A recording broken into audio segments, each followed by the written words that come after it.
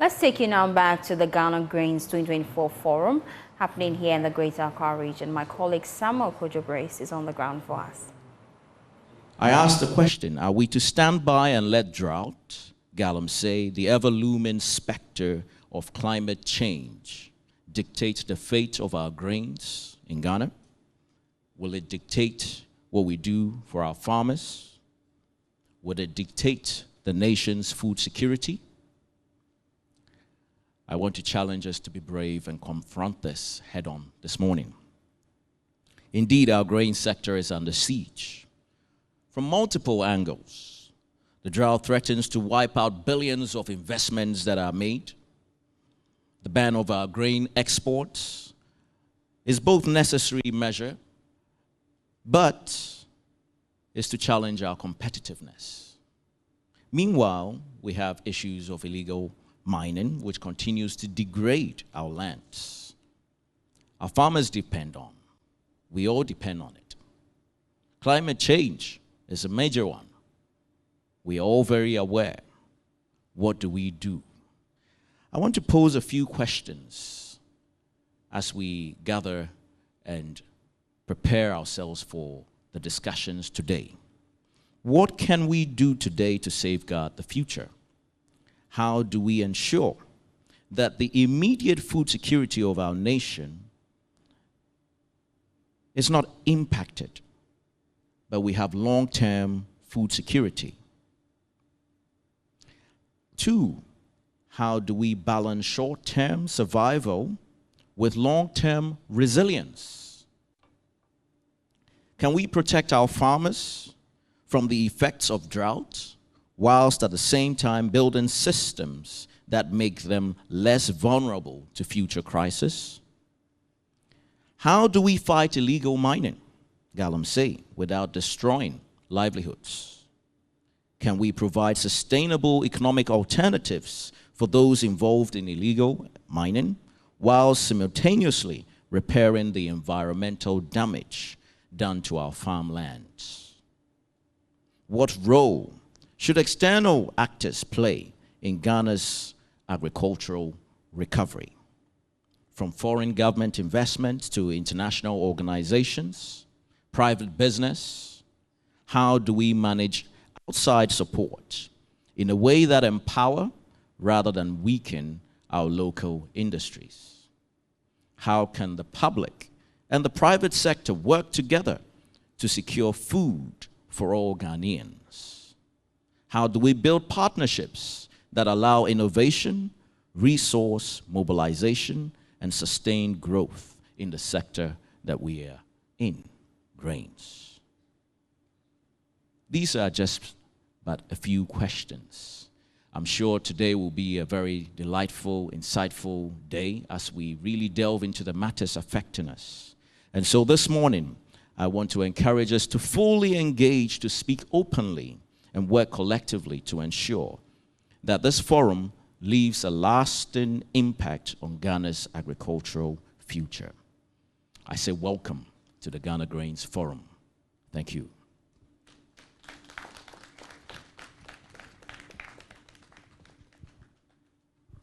Thank you very much. Please, can we do it again for our board chair? So I left out one title. He is Andrew Achampong Esquire. You know, Esquire Ninyan Edding. So if you get it, it has to be with you. The MD of Glycogenol and the board chairman for Ghana Grains Council. Thank you very much for that. Now, once we talk about the Ghana Grains Council and this particular Grains Forum, there has to be a starting point. The board chairman has set the tone. Let's bring you the statement by the council to then get all of us into that mood of what do we do to save our country from that particular danger that could come as a result of the twin problems we are having now, the degradation to our environment and the drought. And to do this for us is our secretary, the board secretary, or executive secretary, you might call her, Emily Boahen. Please, let's welcome our boss, Emily Boahen, with a beautiful round of applause to give us the GGC statement.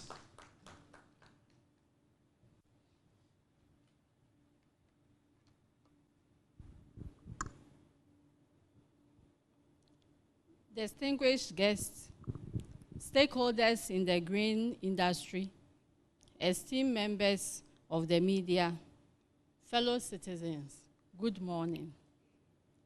It is with a great honor to welcome you all to the Ghana Grains Forum, an event of critical importance as we collectively work to address the challenges and seize the opportunities within Ghana's grain sector. As the Executive Secretary of Ghana Grains Council, GGC, I speak on behalf of an organization that has championed the growth, development, and sustainability of the grain industry in Ghana since its inception in 2010. The Ghana Grains Council was established, and it is still so, as a private sector-led initiative with the support of the USAID, Agribusiness and Trade Promotion, ATP, and Agricultural Development and Value Chain Advancement, advanced projects. It brings together a diverse group of stakeholders representing every link of the grain value chain, including farmers, aggregators, processors, traders, exporters, insurance companies, banks and non-banks financial institutions, collateral companies or managers, just to mention a few. Our mission is to enhance productivity, ensure quality, and drive profitability in the grain sector, thereby safeguarding food security and economic stability in Ghana. Today's gathering is not just a reflection on past achievements, but also an opportunity to strategize for the future. Our goal is to engage in meaningful dialogue, share insights, and develop actionable solutions that will propel our grain industry toward a more sustainable, secure, and profitable future.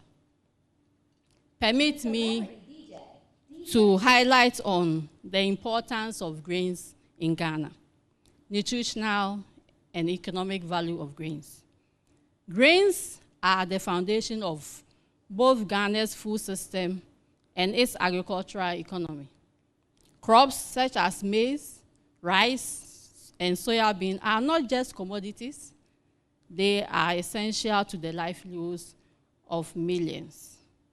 Their production and trade impacts every facet of our society, from nutrition and food security to rural development and export earnings. Maize as the cornerstone of Ghana agriculture. Maize, often referred to as golden corn, is the most cultivated cereal in Ghana, accounting for more than 50% of total cereal production. It is a dietary staple in every Ghanaian household, forming the basis of traditional dishes like banku, kenke, and in our porridge. Maize is also a crucial source of carbohydrates and nutrients, especially for children and the vulnerable in our society. In recent years, the maize sector has seen notable growth, with Ghana producing approximately 2.8 million metric tons in 2022.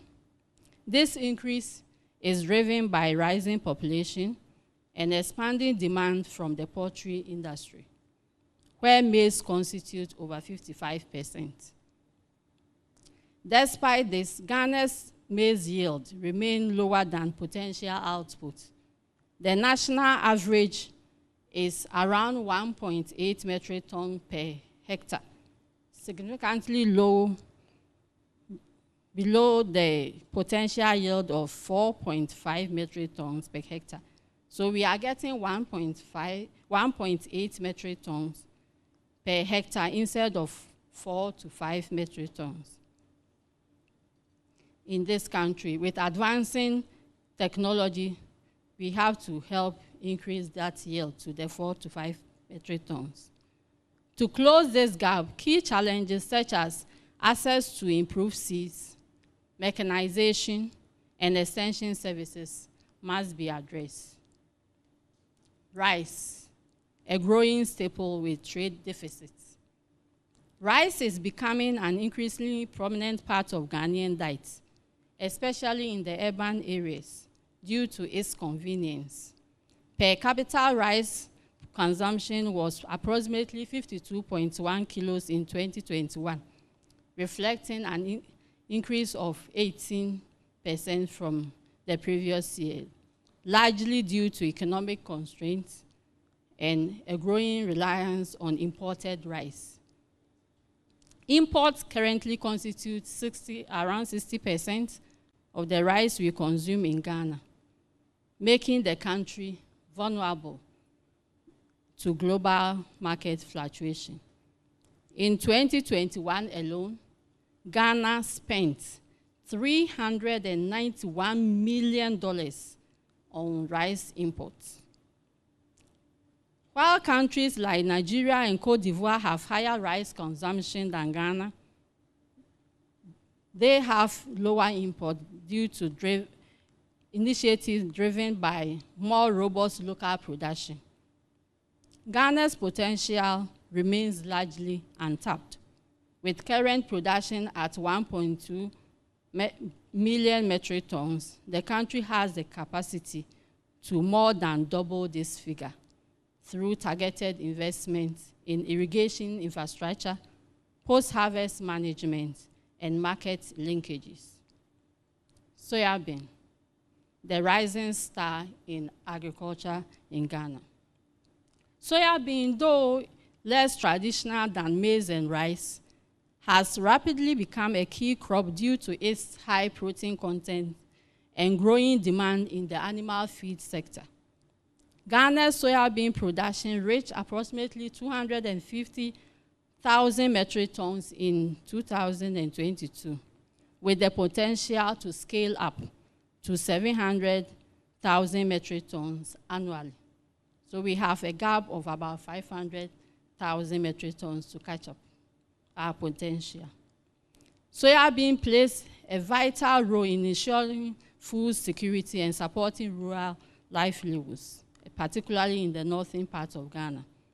Its capacity to fix nitrogen also improves soil fertility, reducing the need for synthetic fertilizers. Soybean is not only important for the domestic market, where it supports the poultry industry, which consume about 75% of the local production, but also generates about $29.5 million in export revenue. Despite these achievements, Ghana lags behind major African producers like South Africa, Zambia, and Nigeria. For Ghana to fully capitalize on its soybean potential, investment must be made towards expanding cultivation areas, improving processing facilities, and fostering stronger export partnership.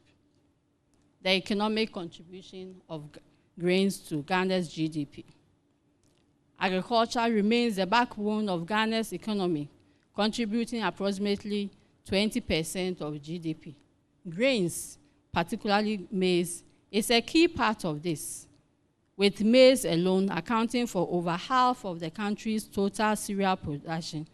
Over 2 million smallholder farmers depend on maize for their livelihood.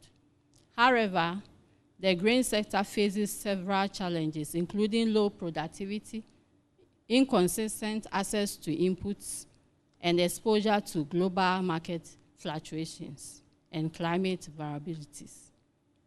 Addressing these issues is critical to ensuring that the grain sector continues to contribute positively to Ghana's economic growth and food security.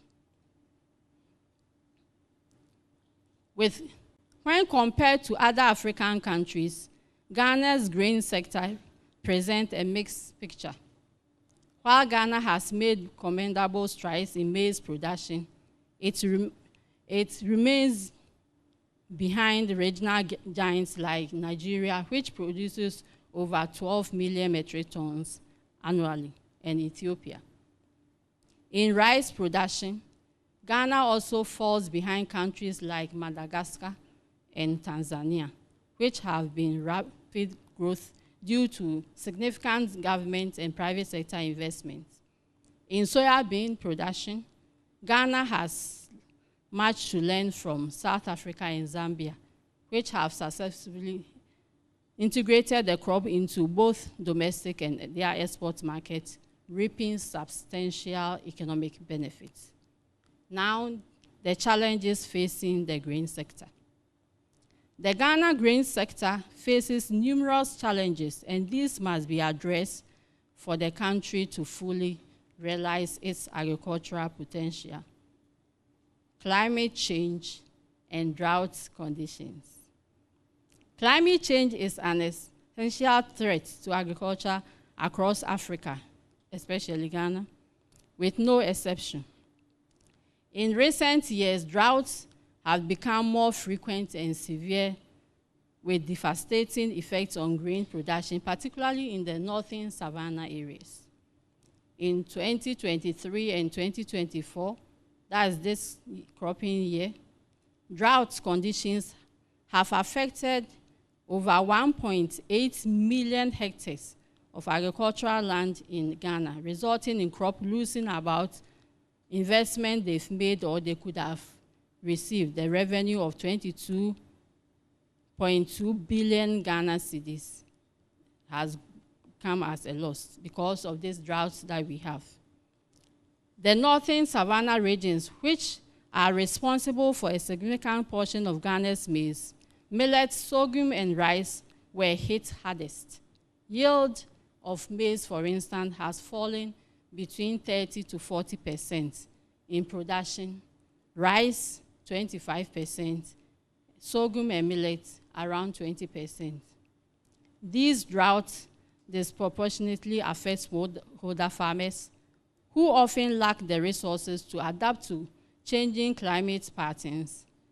The drought has triggered a rise in food prices nationwide, with the cost of maize increasing to about 20% at the moment, rice about 18% because of the current drought that the country has faced. Illegal mining, galamsey, and environmental degradation. Illegal mining, as we call galamsey in Ghana, poses a severe threat to Ghana's agricultural land and water resources.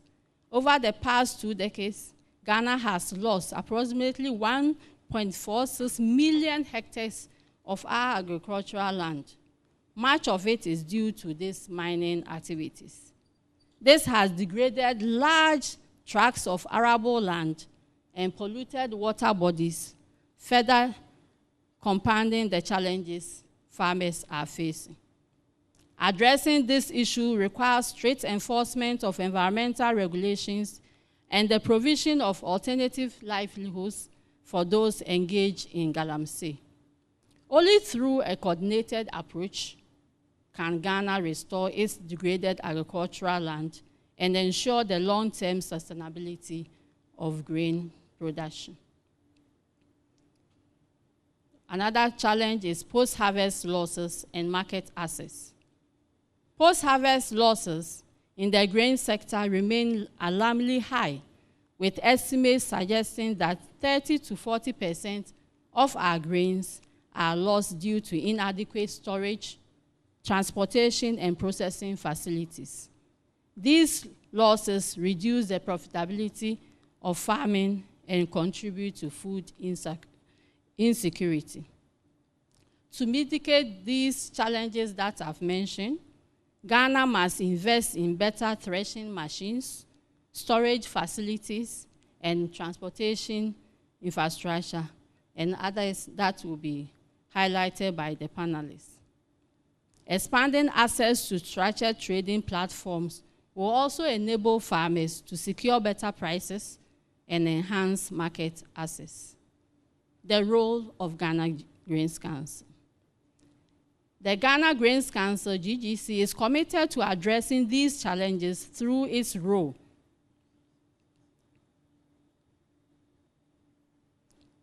through its role in Ghana with the institutions such as the Ghana Grains Council, the Ghana Standards Authority. We advocate for policies and favorable environments for the grain industry to thrive. Our collaboration with Ghana Standards Authority have helped improve the competitiveness of Ghana's grain products in both domestic and international markets by meeting the standards that are set. GGC also prides itself as the first to pilot warehouse receipt system in Ghana that allowed farmers to use stored grains as collateral for their credit. This system did not only increase liquidity in the grain sector, but also reduce farmers' vulnerability to price fluctuations, allowing them to store their harvest and sell at optimal times. We also do a lot of capacity building and training. And over the years, we have done a lot of extensive capacity building programs to improve farmers' knowledge of best agricultural practices, post-harvest management, and market access.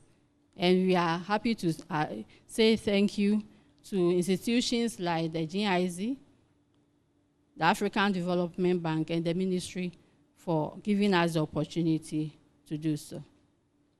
Recommendation for the way forward. To address the complex challenges facing the grain sector, the Ghana Grains Council recommends the following actions: promoting sustainable agricultural practices. Sustainable agriculture must be at the heart of Ghana's agricultural policy. This includes promoting soil conservation, crop rotation, agroforestry, and efficient water management, particularly in the drought-prone regions in the north. We must also enhance research and development, R&D. Investing in R&D is crucial for developing climate-resilient crops and farming techniques that can withstand the challenges posed by climate change. Private-public partnership must be encouraged to drive agricultural innovation. We should also strengthen regional collaboration to align our policies with broader African countries with policies such as the Comprehensive Africa Agricultural Development Program, the CADEP, and the African trade that is being championed by AFTA. By collaborating with neighboring countries, Ghana can improve food security, enhance cross-border trade, and benefit from economics of scale. Expanding access to finance for farmers. Expanding financial products tailored to farmers' needs, such as microfinance and insurance, will enable them to invest in improved seeds, fertilizers, and machinery, thus increasing productivity and profitability. We must improve infrastructure and market linkages. Investment in rural infrastructure, including roads, storage facilities, and market platforms, are critical to reducing post-harvest losses and improving market access. In conclusion, the Ghana Grains Council remains steadfast in its commitment to ensuring the growth and sustainability of Ghana's grain sector. While the challenges are significant, we believe that collaboration, innovation, and strategic planning can transform these challenges into opportunities. By working together as farmers, policymakers, insurance companies, the private sector, and public sector as a whole, we can build a resilient grain industry that supports food security, rural livelihood, and national economic prosperity. Thank you for your attention. I look forward to a productive discussion that will guide us into a bright future so that we will call ourselves rich farmer and not a poor farmer. Thank you.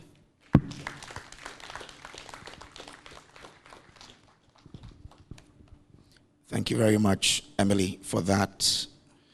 And I'm sure we've all started taking note of how the challenges that confront our sector, if we do nothing about, how it could impact on our food self-sufficiency. Now, let me acknowledge our sponsors for this event. We have Glyco General. We have EcoBank Ghana PLC. Thank you very much. We have Agri Impact Group, Integrity Commodities, and also New Age Agric Solutions Limited. So thanks to all of you for supporting us bring you this. Well, so Emily has said it all.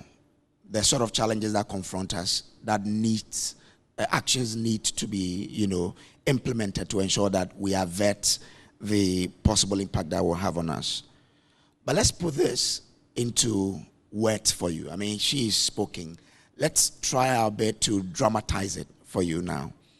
We welcome to the podium a spoken word artist, Albert Tete, to now try to put all of the things that Emily has said into some sort of poetry for all of us to appreciate the extent of the damage that, if we don't do anything about, could happen to us. So Albert, we're ready for you. Please welcome him with a beautiful round of applause.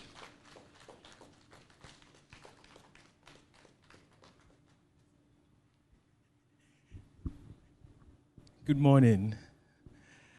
I think a lot has been said. So, Mr. Andrew also quoted the scriptures. So I also take from Psalms. My heart is inditing a good matter, and my tongue is a pen of a ready writer. So I actually packaged something very nice to share with you, but I think you've heard so much extensively. So now we'll play this game together. We are going to write it together. All right.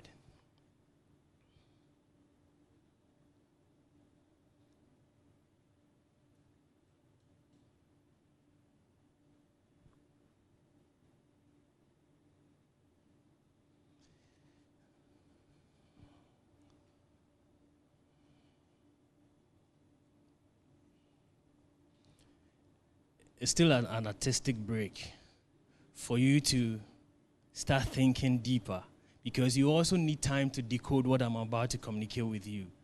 You get it? All right.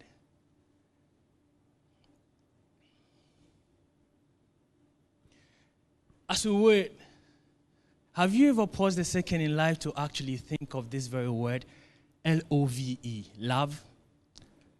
Have you ever paused a second to think deeply about this? If not, while we wait, just take a few seconds to do that. But I would not like to bore you or waste your time.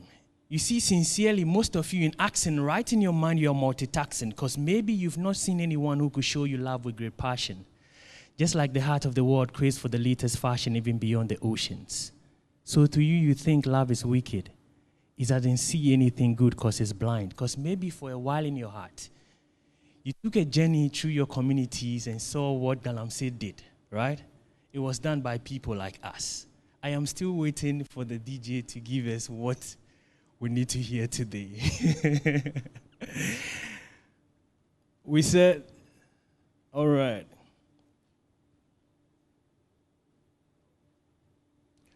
Oh, this is just freestyle.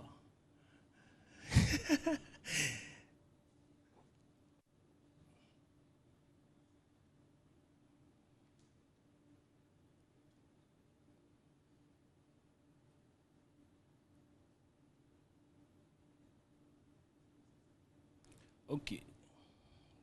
I'll save them the. What's up?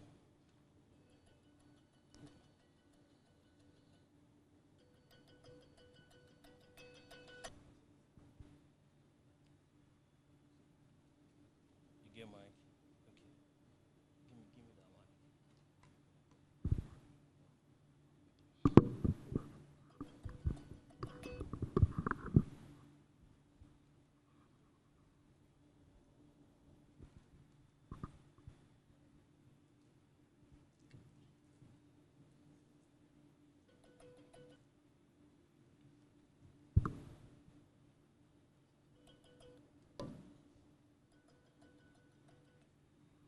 So we are cool. Oh, no, no. Oh, no worries. Let's put it here. It shouldn't be that loud, so start it. All right, start it.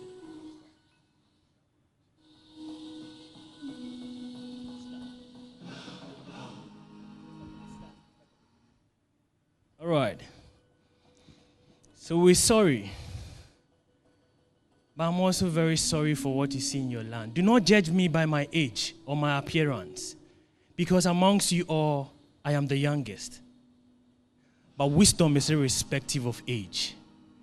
So casting my mind deep into scriptures and even into our centuries, I clearly remember, because my memory ain't among the weakest. I hear the voices of our ancestors cheering us on for how far we've come. Anyeme, ogbejekeo. We've come far. But then I clearly hear the voices of our ancestors cheering us on and others amidst these very cheers, murmuring. These are memories of discomfort and discontent. And this reminds me of how back then our forebears were summoned to the village square. They sat under the great baobab, the great Iroko tree, or whatsoever tree you want to name it. Do you have a name? No, do you? Go ahead and name it. They sat under this tree sipping cold palm wine from calabashes that sets coldness down their spine, brooding over the many issues of the land, for they were the ones who actually bring lasting solutions to the problems of our motherland. I clearly hear the voices of our grandparents also, singing and making melodies in their heart as they gathered together, the youth by the fireside, to tell them tales of our birthland. They sat, told we the young ones how the farmer actually goes to the farm with so much joy and comes back to gladden the hearts of many more. They told us the tales of the fisherman, how he goes and actually comes back with fishes, the kpanla, and many others, just to be a blessing to humanity. Then they took us to the river banks to see the different kinds of fishes that swam in the rivers. We had our own aquarium. This was naturally gifted to us by our Lord God Almighty, the Creator. Odumankuma oboade ni obro soro ni asase. Today, yenara asase ni o. But we are the same people destroying this very land of our own. So as we gather here today, we'll also tell the stories of these present times. Just as our forebears gathered under the great baobab and any other tree you want to name it, they brooded over the many issues of the land. For what? They were the ones to bring lasting solutions to the problems of our birthland. Just like our grandparents gathered us by the fireside to tell us tales of our birthland. Today, the same ancestors that are cheering us on are murmuring because of the harm we are causing to our very own land. So I look forward to that very new earth, a new country, like a new Ghana, where MPs won't travel overseas pretending they're not seeing the rivers in their communities being destroyed by activities of galamsey, cyanide and mercury. I look forward to that very new Ghana, where we can take our children from Accra to go and watch the River Pra and be glad and see the natural aquarium the Lord has blessed us with. You know what? It is being said that the journey of 1,000 miles begins with what? It is being said that the journey of 1,000 miles begins with what? Then that journey or that path to sustainable food security, I tell you, it begins with our reverence for a grain today. That journey, that path to sustainable food security begins with our reverence for a grain today. Food security is the heartbeat of every nation. It beats, and when it beats the prosperity of its people. Of what use are we if we have no respect for our grains? If we have no respect for our lands? If we have no respect for our water bodies? No matter how advanced you are, you will still need these. Because come to think of it, Galamsey is doing everything to pull us back. We might think, oh, we want to mechanize our farms and all other things. But when you dig down, remember groundwater also flows. It moves. And when River Pra on the surface is not worth talking about, remember groundwater is also carrying cyanide and mercury. It is carrying the effects of Galamsey. And these very things, no matter who you are, rich or poor, the foodstuff travel from the villages to the cities. You buy them at the mall well packaged, but you are buying well packaged diseases, sicknesses, and infirmities. So we all have a role to play. Galamsey, but you also have a say. Galamsey, do you have a say? Galamsey, do you have a say? We must come together because food security is actually not a solitary achievement.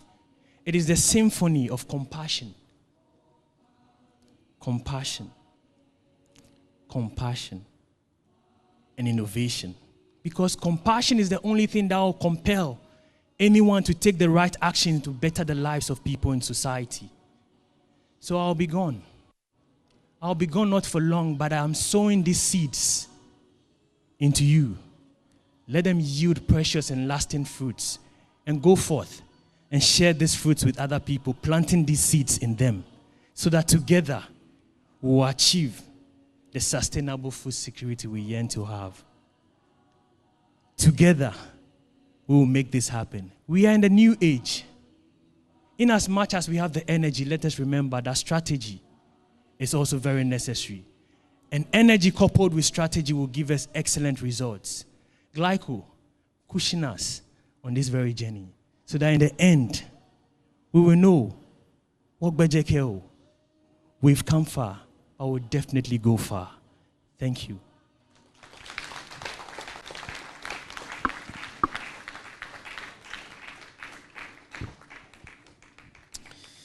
So that was Albert Tete, a spoken word artist.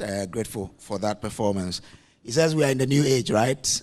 And Glyco will cushion us for the rest of it, okay? All right.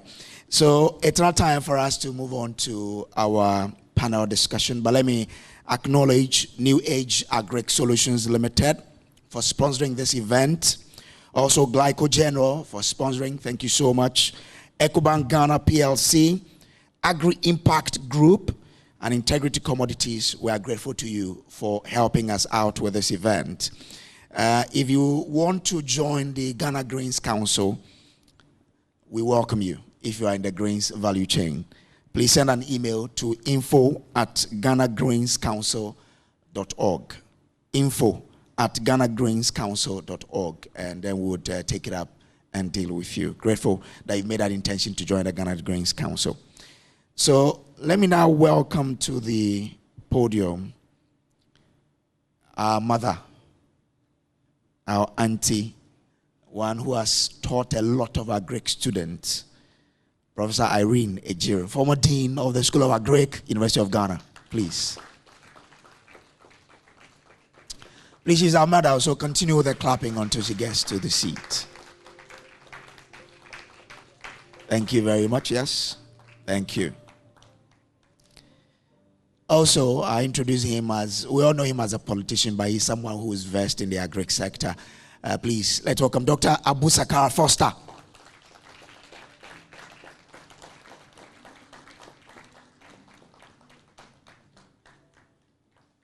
And I spoke earlier about the Happy program and how it's benefiting a lot of agric students. When I was in school pursuing agric, I didn't know that this will come, but today it is. By the great work of one man, Mr. Dan Akwe, CEO of the Agri Impact Group, please.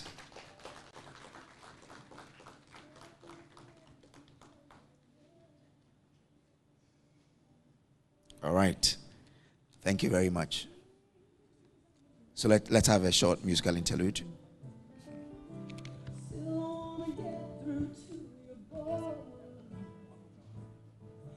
So that's a bit on the Happy program and what it is doing. Starts our panel discussion, and I'm glad to have here Professor Irene, Dr. Abu Sakara, and then Mr. Danakwe.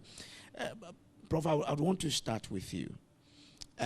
First, what is really the fundamental challenge that is dealing against our ability to be food self-sufficient as a country?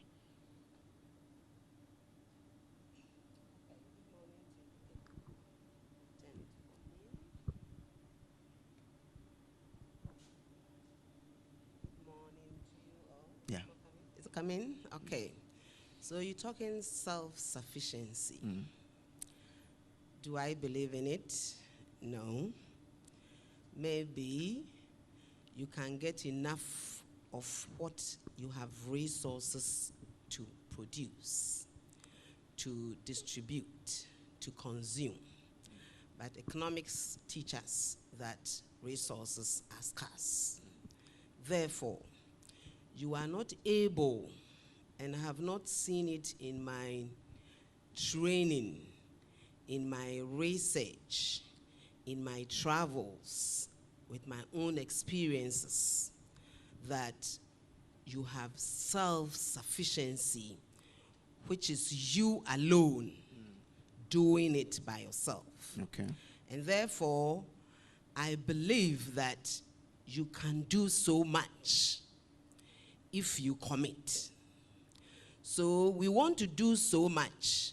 We may not reach that frontier of self-sufficiency because of scarcity of resources.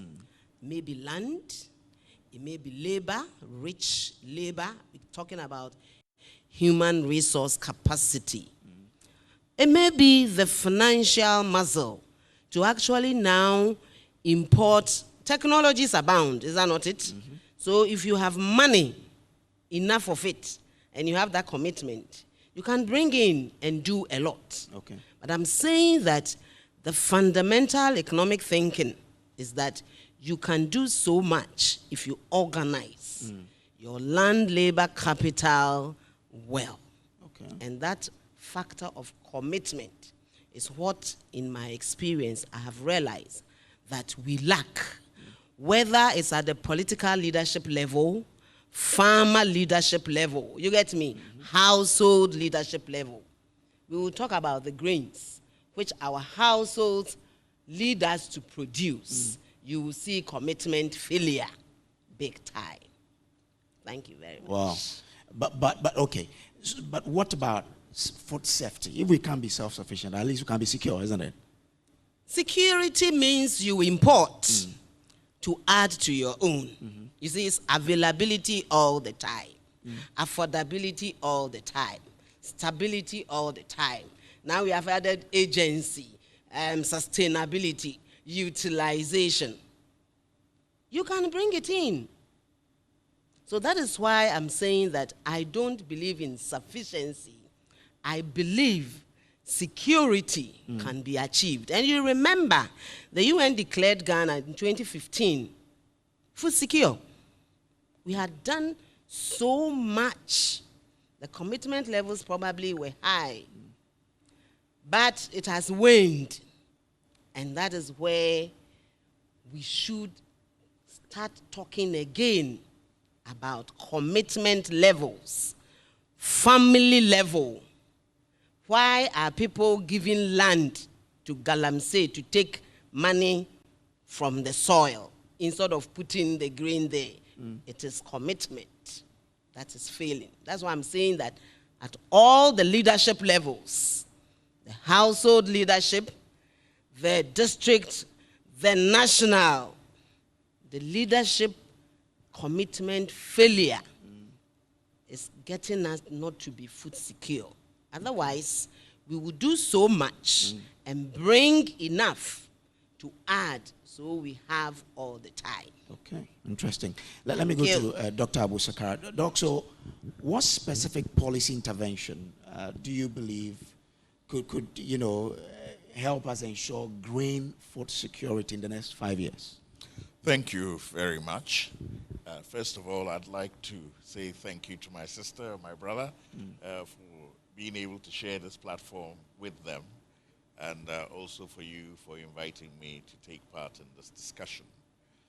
I think there are two key words: sustainability, food security, and the impact of climate change.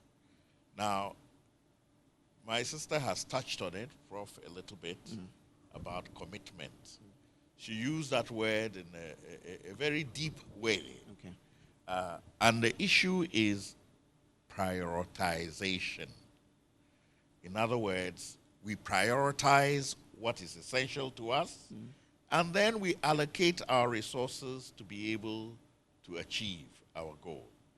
If we don't prioritize it, it won't happen just because we've opened our mouths and declared that this should be this and that should be that. So prioritization at leadership level is the key to setting up a policy framework within which we shall be food secure. And that means focusing on the Holy Trinity between finance, production and processing capacity, that's technology, and then marketing.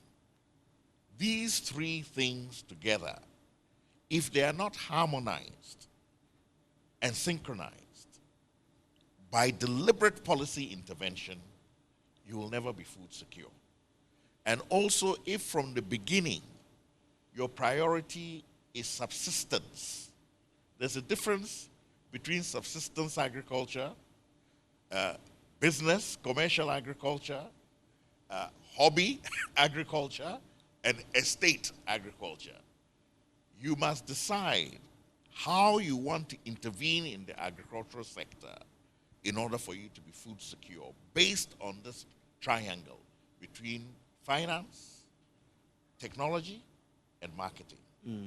Now, to be explicit, if we have a policy that says we are not just doing agriculture for subsistence farmers to be somehow food secure, okay. We're doing agriculture because we want to use it as a basis and foundation for our wealth in this country. In other words, the Minister of Agriculture cannot do anything about agriculture policy. It is the President who would decide that agriculture is going to be the foundation to drive the economy, and I am going to use resources and synchronize other sectors to support that agriculture to perform at that level. Bearing in mind that I must control finance, the production technology, and the marketing to be able to attain a level of returns to investment at the entrepreneurship level that will assure that food is produced at an affordable and accessible rate. That is what people who are serious about their agriculture do. They don't engage in one project here, another project here. How many projects have we had trying to achieve food security? You're addressing the surroundings, but you're not addressing the fundamental issue. The fundamental issue is that triangle between finance, technology, and marketing. And if you're able to do that and set the framework for it, then you will find that all the other actors will play their role. Your value chain actors will play their role, etc., etc. And that ensures that either you are producing so competitively that your own market, you meet the demands of your own market, or you're producing so competitively that you may have a deficit in your market, but you produce other things which have a very high value to export them, to buy cheaper grain from somewhere to bring into your market. So it is not a closed system. Once we are all existing in this global world, it is an open system. The question is, how do you position your players so that you will be competitive in your domestic market in order to be able to produce enough, to create enough wealth that, or food, that you either eat the food or you buy the food and you eat it. So that is really the basis. And it is not one specific policy. That is another failure where we are looking for the golden key that will just declare this project and then it will solve everything. One project alone cannot solve the finance issue. A project alone cannot solve the technology issue. A project alone cannot solve the marketing issue. And as we found out in the past, when you try to create a project that addresses all the issues, it also ends up in the gutter because it cannot be a master of all trades. So it is a matter of a policy that builds the foundation for finance, technology, and marketing to be synchronized and harmonized in such a way that the various players along the value chain are able to play their roles effectively. And then you don't have to worry about food security. You can live in the desert and be food secure. Yeah? You can have a plane flying a 6-course meal every day and you'll be food secure. So it is a question of how you set out your priorities, what you intend to achieve, how you are willing to manage your policy framework, make sacrifices, give up short-term gains and immediate gratification in order for medium and long-term gains. And nobody can make up their agriculture food secure without doing those things. That is why people who are living in drier countries than us are exporting food to us. Okay. Because for them, they don't have the luxury of being able to play around. Because if they do, it means death. So they make that priority and set it, that I am going to have so much irrigated land, I'm going to commit to it, I'm going to synchronize my inputs with my markets, with my technology, and my farmers are going to be competitive. And therefore, Burkina will send us tomatoes when we have more water than them and more better land than them. Thank you. When you were talking, I saw Prof nodding, which means that you all understand what ought to happen. Why haven't we been able to, because I'm sure those who are managing the agri sector now also have similar understanding.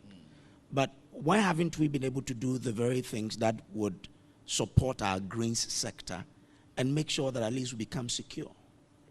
Well, I mentioned the issue of priority setting, and that has nothing to do with agriculture. It is a question, you could easily ask me the same question. Why is it that children from poor families these days are doing better than the children of Dadabas in school? They have set the priority. You live in a hard world. You have to study hard.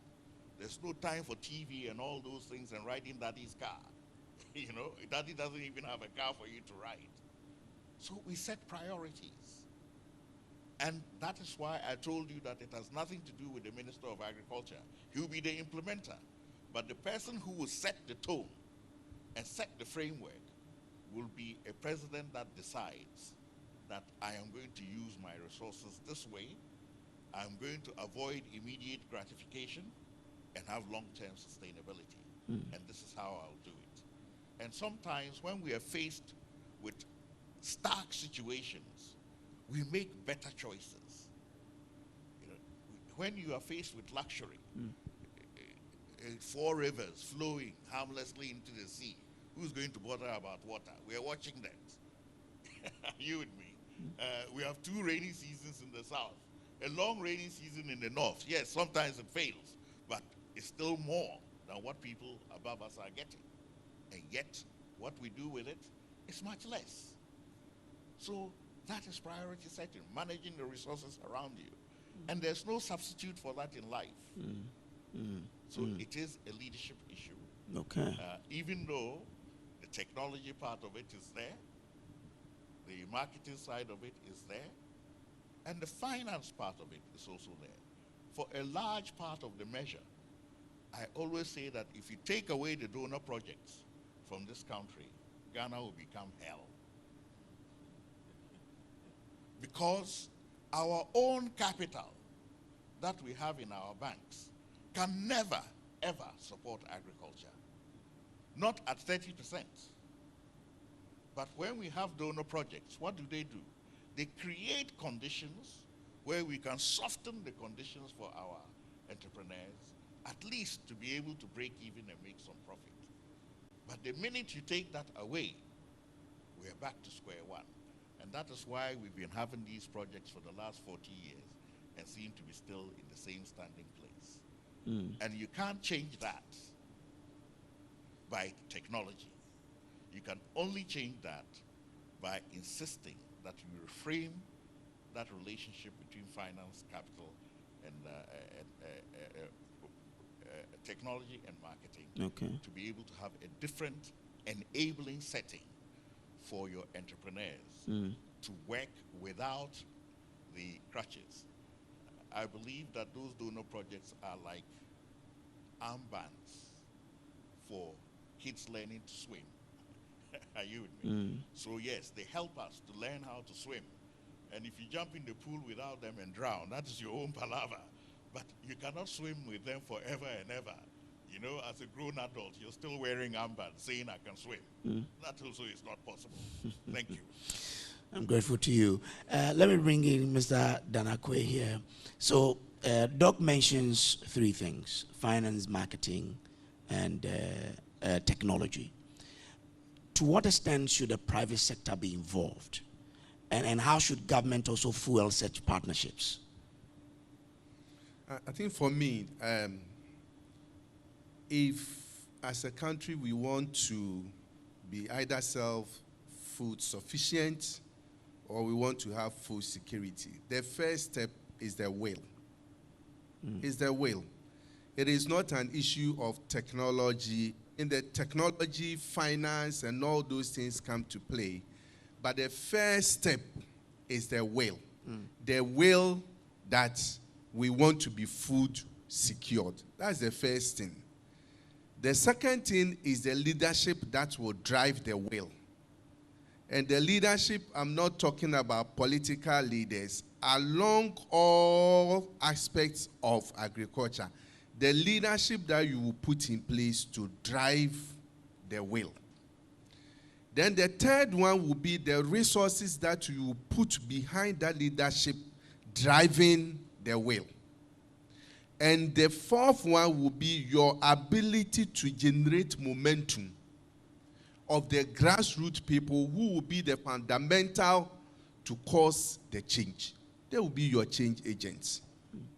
So, few weeks ago, there was a momentum of organized labor on Galamsey. Before the deadline, the government has instituted certain measures.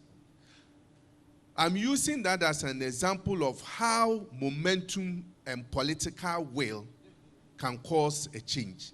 So the momentum of organized labor has caused a change in government's decision, either action or inaction. It is the same thing that we need when it comes to agriculture, and we want to be either food secured or food self-sufficient. It is not a matter of only slogan. When it comes to technologies, if we are talking about climate change and technologies, I can tell you that there are improved seeds released by institutions like our universities and our research organizations. Why are we not using them? Where is the will? And where is the leadership? And where are the resources? And who will be the change agents?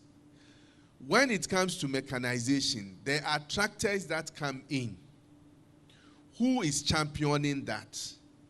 The moment you segregate agriculture and say that finance is sitting somewhere, production is sitting somewhere, processing is sitting somewhere, it is the first step of failure.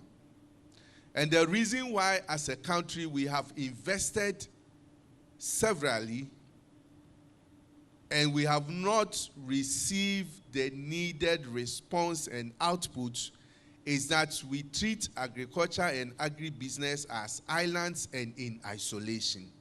They don't work. Even the Ministry of Agriculture alone cannot handle all agriculture challenges. If you want a road that will lead to a production area in Ghana, you have feeder roads and it's not under agric. So the Ministry of Road and Transport plays a critical role in agriculture. If New Age is going to invest in an area for agro-processing and they need electricity, it is not under Ministry of Agric. It's under Ministry of Energy. So you need multi-sectorial ministries, departments to come together to address agric challenges. In the same way as the Ministry of Finance will also have a critical role in promoting agriculture. So if we leave agric, yes, the Ministry of Agric is showing leadership, is showing coordination, but it is not every role that is played by Ministry of Agric. But to address this, let me also say, one of the reasons why we are not making a lot of progress in agric is the fact that every time we meet, we focus on what are the challenges. And it is when we are ending and everyone is tired that we go to solutions. All the challenges that they have mentioned, all my panel members have mentioned, we read them when I was in primary school. There's no one here, sitting here, who is not aware of the challenges of agriculture. We know them. So for me, I always say, when we gather like this, I want us to explore innovative solutions to our agriculture problems. You ask for the problems: lack of improved seas, lack of improved markets, lack of access road, lack of electricity. Then the people, high post-harvest losses. Every textbook from class 1 to PhD, they are all listed. True or false? Yeah. True or false? So the problems we all know. What we need now is innovative solutions and our commitment to go by the innovative solutions. So I'll give you a case study and I will use the Happy program as an example. Okay. And I'm glad that all the people sitting here, we are even friends before you invited us. Okay. So we know each other very well in the industry. Some of us, we have undertone activities that we can't even disclose here. I'll not mention that when Doc is sitting on my right hand. If he has sat on my left hand, maybe I will have mentioned that one. But because he's sitting on my right hand, it's full respect. So I'll not go there. But I see, government has a role to play. Private sector has a role to play. Universities, research institutions have roles to play. Other ministries also have role to play. Development partners. I like what you said about development partners and organizations. There are people, I hear some people in the agribusiness space who keep saying that, oh, it's the NGOs that are spoiling agric in Ghana. Yet when they go to banks and they give them 36% interest rate, we are crying. So as for development partners, we like them and we need them. When you are down, you need someone to hold your hand, lift you up before you begin to make too known. Yeah. You don't do that when you are on the floor. Yeah. One punch, you go down again. But when you stand on your feet, then you can say that, okay, in my business, I don't need any NGO support. But coming back to a model that we have used. If you take rice, soya, tomato, poultry, these 4 value chains, our import bills are so huge. So anytime you go to supermarket and you buy a bag of rice from China or Thailand, you have created job for somebody in that country. It's very simple. Yeah. If you go and buy tomato paste, which is imported, if you go and take poultry, imported chicken, and you enjoy and you are waving your handkerchief, note that you have exchanged a potential job of your nephew or your niece for someone who is in Thailand, Brazil, or US. That's a common principle. So the more we import, the more we create jobs for people, and the more we create space for unemployment for our own young persons. Now, how do we turn the demand of these 4 value chains, which can go closer to or more than $1 billion every year? How do we turn this into job opportunities for young people, use that to produce food, and minimize import of food as well? And that is the essence of the program that was rolled out called HAPPY, Harnessing Agricultural Productivity and Prosperity for Youth. In that, we say we are going to unlock 326,000 jobs in the 4 value chains for young people in Ghana. How? Government alone can't do it. Private sector alone can't do it. Agri-Impact alone cannot do it. Ghana Grains Council alone cannot do it. So, we need consortium. And that consortium, we are not people who are coming to the table with silver bowl to come and collect offering. But when you are coming, you must also bring something. So I give you something, you also bring something. In the end, what you bring and what I bring, when we put together, it should be able to solve a problem.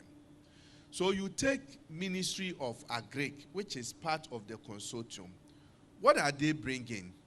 We know that there were irrigated lands in Ghana that were performing at about 30% capacity, or utilization is about 30%. Yet, we are having issues of climate change and its impact, negative impact.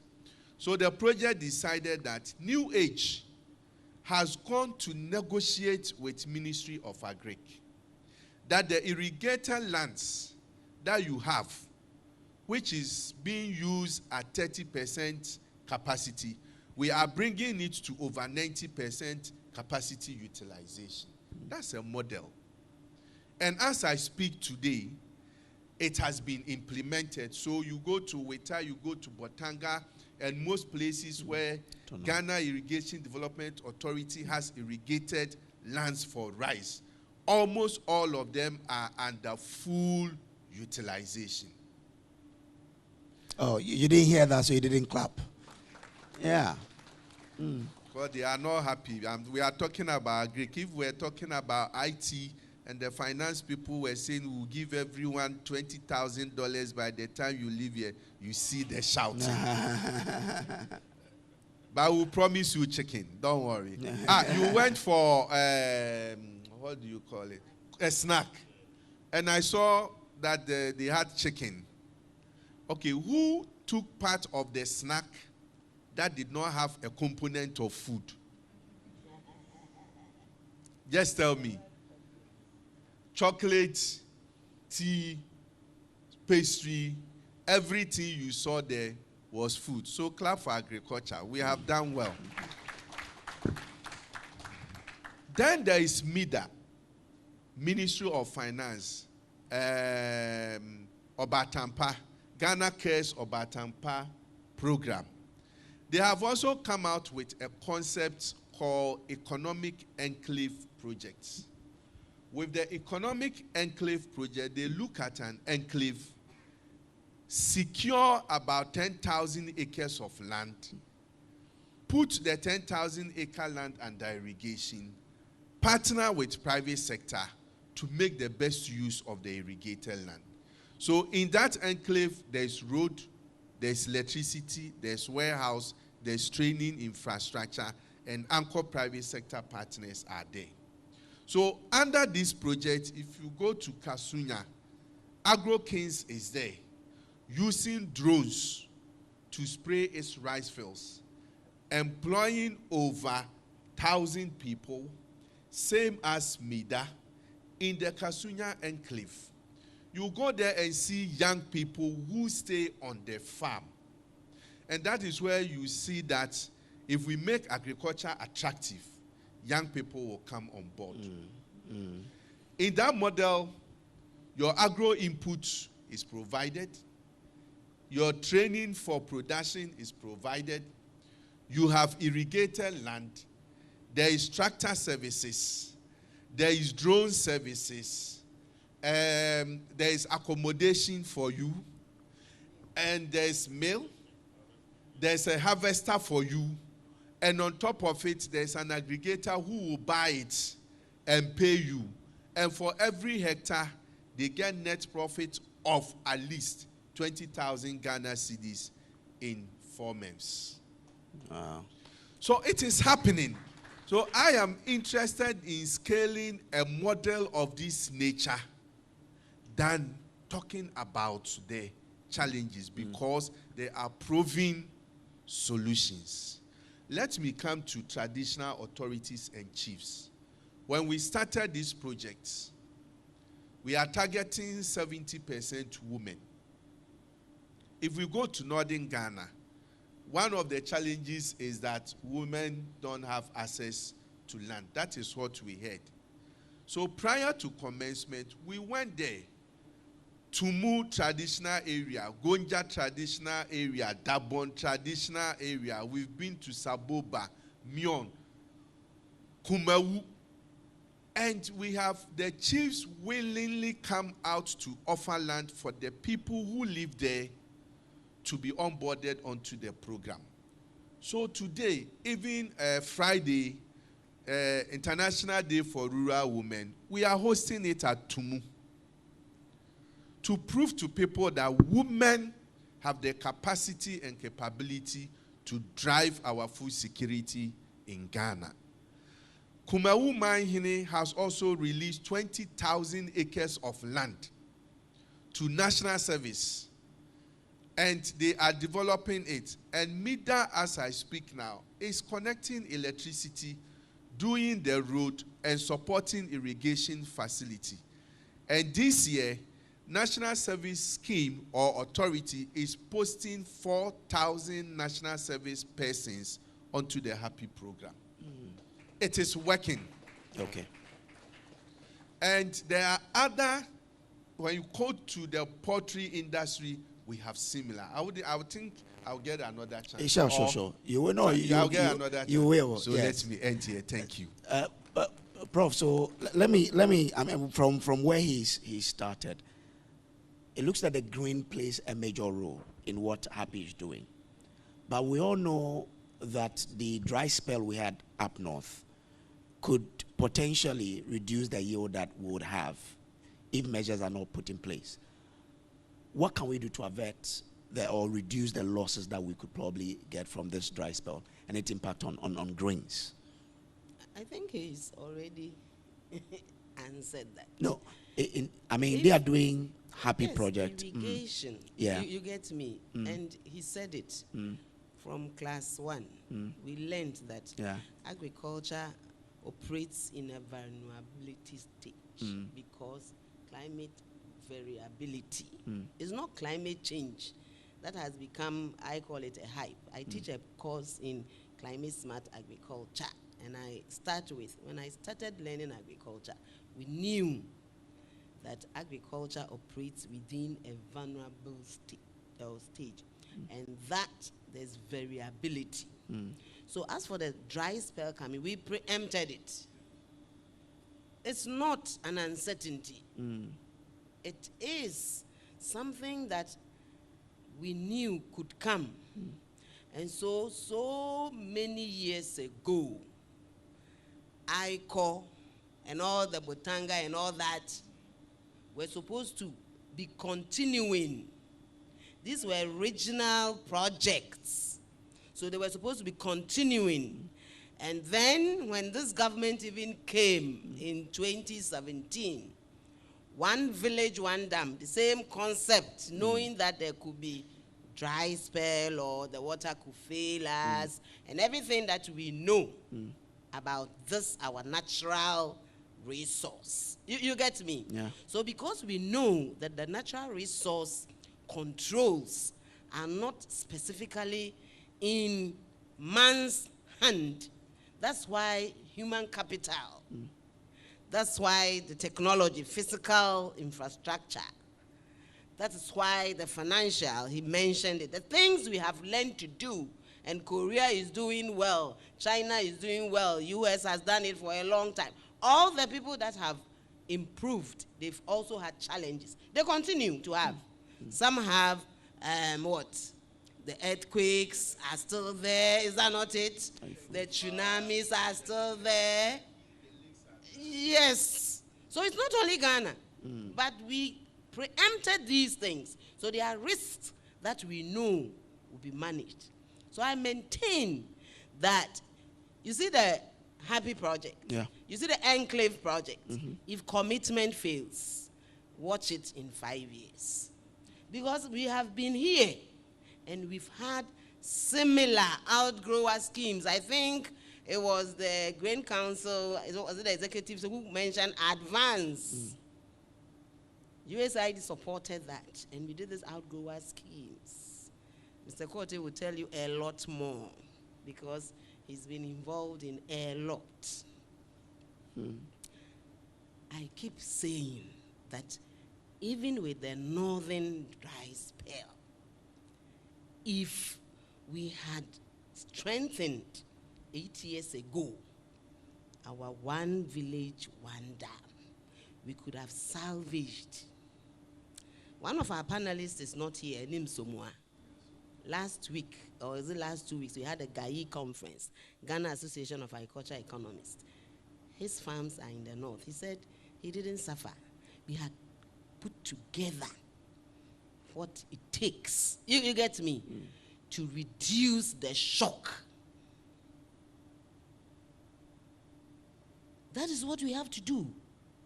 Fortunately, we have 261 or so district agricultural development or agricultural departments. Prioritization. That's another word that came, and it is true. We didn't prioritize. It's not that we didn't know. We didn't prioritize. Sometimes we prioritize in the book. And that's what I teach. You get me? But teaching is different from the commitment that gets you to do it. Because that's it. We have traveled everywhere we have gone to. You see that is the commitment. My last place is South Korea in May this year. It was not different. You can see that that strip of land is not a big space. I think Ghana is 3 times in terms of land space. And our population, I think they are more than us. They commit to their priorities. So let's add the 2 words. You get me? And that's why I'm saying that for us, the northern households themselves, did they also come together to back the one village, one dam? No. I am on the board of Peasant Farmers Association. Do you know what we did? We went around to find out whether these projects failed or not. And we splashed it. It failed. I was not in support of that sentence. What did the households commit to do? Because these things were in their communities. Did they come together as cooperatives to also support a little bit so that the dams will continue to yield? Did they say it when the thing was not well done? They didn't. And so when the time is here, we predicted it 8 years ago that this dry spell will not do as good. We brought our one village one down. We said it was not possible, but they did something. But we, at the grassroots level, and bringing us in, we don't commit. I'm telling you, household leadership, its commitment failure is huge. When we get to Galamsey, you will hear it more. It's commitment failure. I will say it today. If we prioritize and we don't commit, forget it. Because it's like the household model. If my husband is not committed, home will break down. No. If I'm not committed, it's true. It's commitment. We are committed. So no matter what, you see that we are smiling through it. And we are doing some things to keep the households together. The same. And we are showing results. Have you understood it? So I'm saying that this dry spell, I don't even want to hear that we will have crop failure. I say, okay. If you have crop failure, have you gone to Palace Mall before? Have you gone to Palace Mall? I teach a course called Food Policy. So I teach one of the courses at the mall with my PhD students. This year when I took myself, wow, this is in Ghana. I said, yes. This is in Ghana. There is food. Everything food. Fresh, processed, liquid, paste, grained. What is not there? It is commitment. So if the luxurious people, the rich will get food all the time, and you at the village level, you are not committed. Ask the households that do not store food throughout the year. It's their household heads that are not committed. But the people we call rural elite, those households are committed to learning. Whatever you give to them in terms of wisdom in the agriculture, they take it. They process it. They commit. And when you are even gone, if it's a project, they will continue to explore. We have other households that even say, and I'm working now in the mining affected areas, grains, because there's toxicity also on our grains, aflatoxins and all that. There are things we are doing. The yields are low, and yet when we harvest, we also don't handle well, so we will get poor quality grain. So we are talking as if it is only production that is low. We lose a lot. I think we've mentioned it in passing. It's all commitment. In one of my communities, it's a Fanti community, one of the men said, I am the Mazia working to me and you. Yes, we can't commit.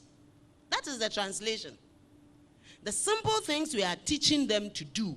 So we got quality grain for Nestle, and Nestle will not bring in grain. He said, the Mazia working to me and you. Isn't our commitment? Information is going. So sometimes it is so frustrating that we ourselves at the grassroots, we are not committing. So for the northern, I know that, yes, maybe you say technology was not there, marketing was not there, the usual finance is not there. I am also saying that the little that is there, if you organize it and you commit, you can do better than we are doing now. That is my contribution. But isn't it because of the way we conceptualize policies? Because in my community development or engagement class, I learned that you need to get the community to buy into that policy you want to implement. Then you can get them to then. What is wrong with a dam that we have all conceptualized that we need? So everybody came together. The Odikro or the lead person said, this is where we can give. The engineers come, do their survey. They pull it down. They say, this is what you should do to maintain the yield. What is not conceptualizing with? Sometimes it's not everything that I should come and tell you to be participating in the decision making. No. It's like our marriage. Everything you tell Nana. No. There are some good things my husband will do. And it will show. So it's not everything that is participatory. Okay. I push it. But I also say that the things that we know are good, we should do them. So as a community, water every time is good for you. They have dug something for you. The thing has issues. Go and tell the district engineer. Do you know we have district engineers? Mm-hmm. They will say, oh, we need to travel. So what? You buy cloth, you do funerals, you do a lot of things that you use money. But when it comes to things that will sustain your livelihood in terms of food security and income, you are saying that government should always, I'm telling you. So that is where we should also hit. Okay. We've been hitting policy, that is government's role. We've been hitting sometimes financial institutions, that is private sector. We've been hitting aggregators, especially traders. We hit them, that they cheat us. But I am hitting myself as a farmer, my farm family. How are we committing? Cooperatives don't stand in this country. Why? Cooperatives stand. Why? Elsewhere, even in Korea and the big areas, Canada, when you study cooperatives, they still, I was in Switzerland, for organic to stand is cooperative, consumer cooperative. Do you get me? So people will think together and push the agenda forward. We don't want to do that. We don't want to do that even at the community level. Cooperatives are not standing. They only come together because Happy has come. Are you using the cooperative model? Yes. And farmer organization. I don't know. But that is one of the things that in theory, we believe that cooperation, you get me, coming together, pulling our soft skills, pulling our hard things together, will push us forward. Okay. They don't work in this country. Thursday, we are sitting again at Aliza Hotel to talk about agricultural cooperatives. They've not been working. Thursday. That's what we are going to do. Yes. We've talked about it. I'm saying that the commitment at the community, household level, let's bring it up. You get me? You come to Galamsey, you see that it's commitment by household heads. All right. Dr. Zakaria, let me bring it. Now, based on the same commitment, government says with the recent dry spell, we are doing something to support the farmers so that we can minimize the sort of impact. I mean, how should that be done to effectively deal with the sort of impact that the farmers will have when we are talking about the same commitment level? Well, I think starting off from where Prof left, yes, no matter what government does, if you don't have the buy-in at the community level and the commitment at the community level, it cannot work. Projects are implemented by communities, not by project coordinators in Accra.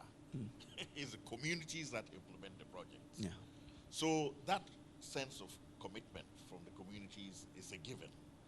And when you look at the differences in how communities work in Latin America, Asia, and Africa, you will think that because we're a communal society that traditionally have governed ourselves by consensus, that we'll be very community-oriented. But that comes to the fore only when there's a funeral or there's a party. But when it comes to investing in production and productivity, it's every man for himself, God for us all. You know? And I don't know when this came into our communities and our villages. And the worst part of it is that politics has come to spoil the whole thing. Somebody can tell you that I'm not going to that dam because it's an MPP dam. I want the NDC one. You know, even tractors are NDC and MPP tractors, you know? I mean, it's amazing how the psychology of communities, the very fabric by which a nation is held together, has been destroyed. Not by politics alone, but somehow this is a very important aspect. And I think in before you can answer the bigger questions, which I will come to, you first have to address this issue. And I think that we need to remodel how our communities work by breaking the decentralization down to community level and basing all projects on community level and putting in place in those communities the last office of governance. Have our national service people in those offices, coordinating those community activities as an integral part of building their patriotism to this country and getting those communities to do their part. And I think we'll begin to see the result of that, because that is how China has worked. You see Jinping today, but when he started as a village community person, before he went up to a province, and when he was managing a province, that province was more than the GDP of all of sub-Saharan Africa. So by the time he comes to president, he knows what to do. Are you with me?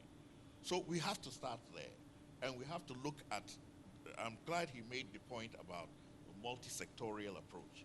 We have to look at our local governance, decentralization, how we enhance community participation, and demand of them.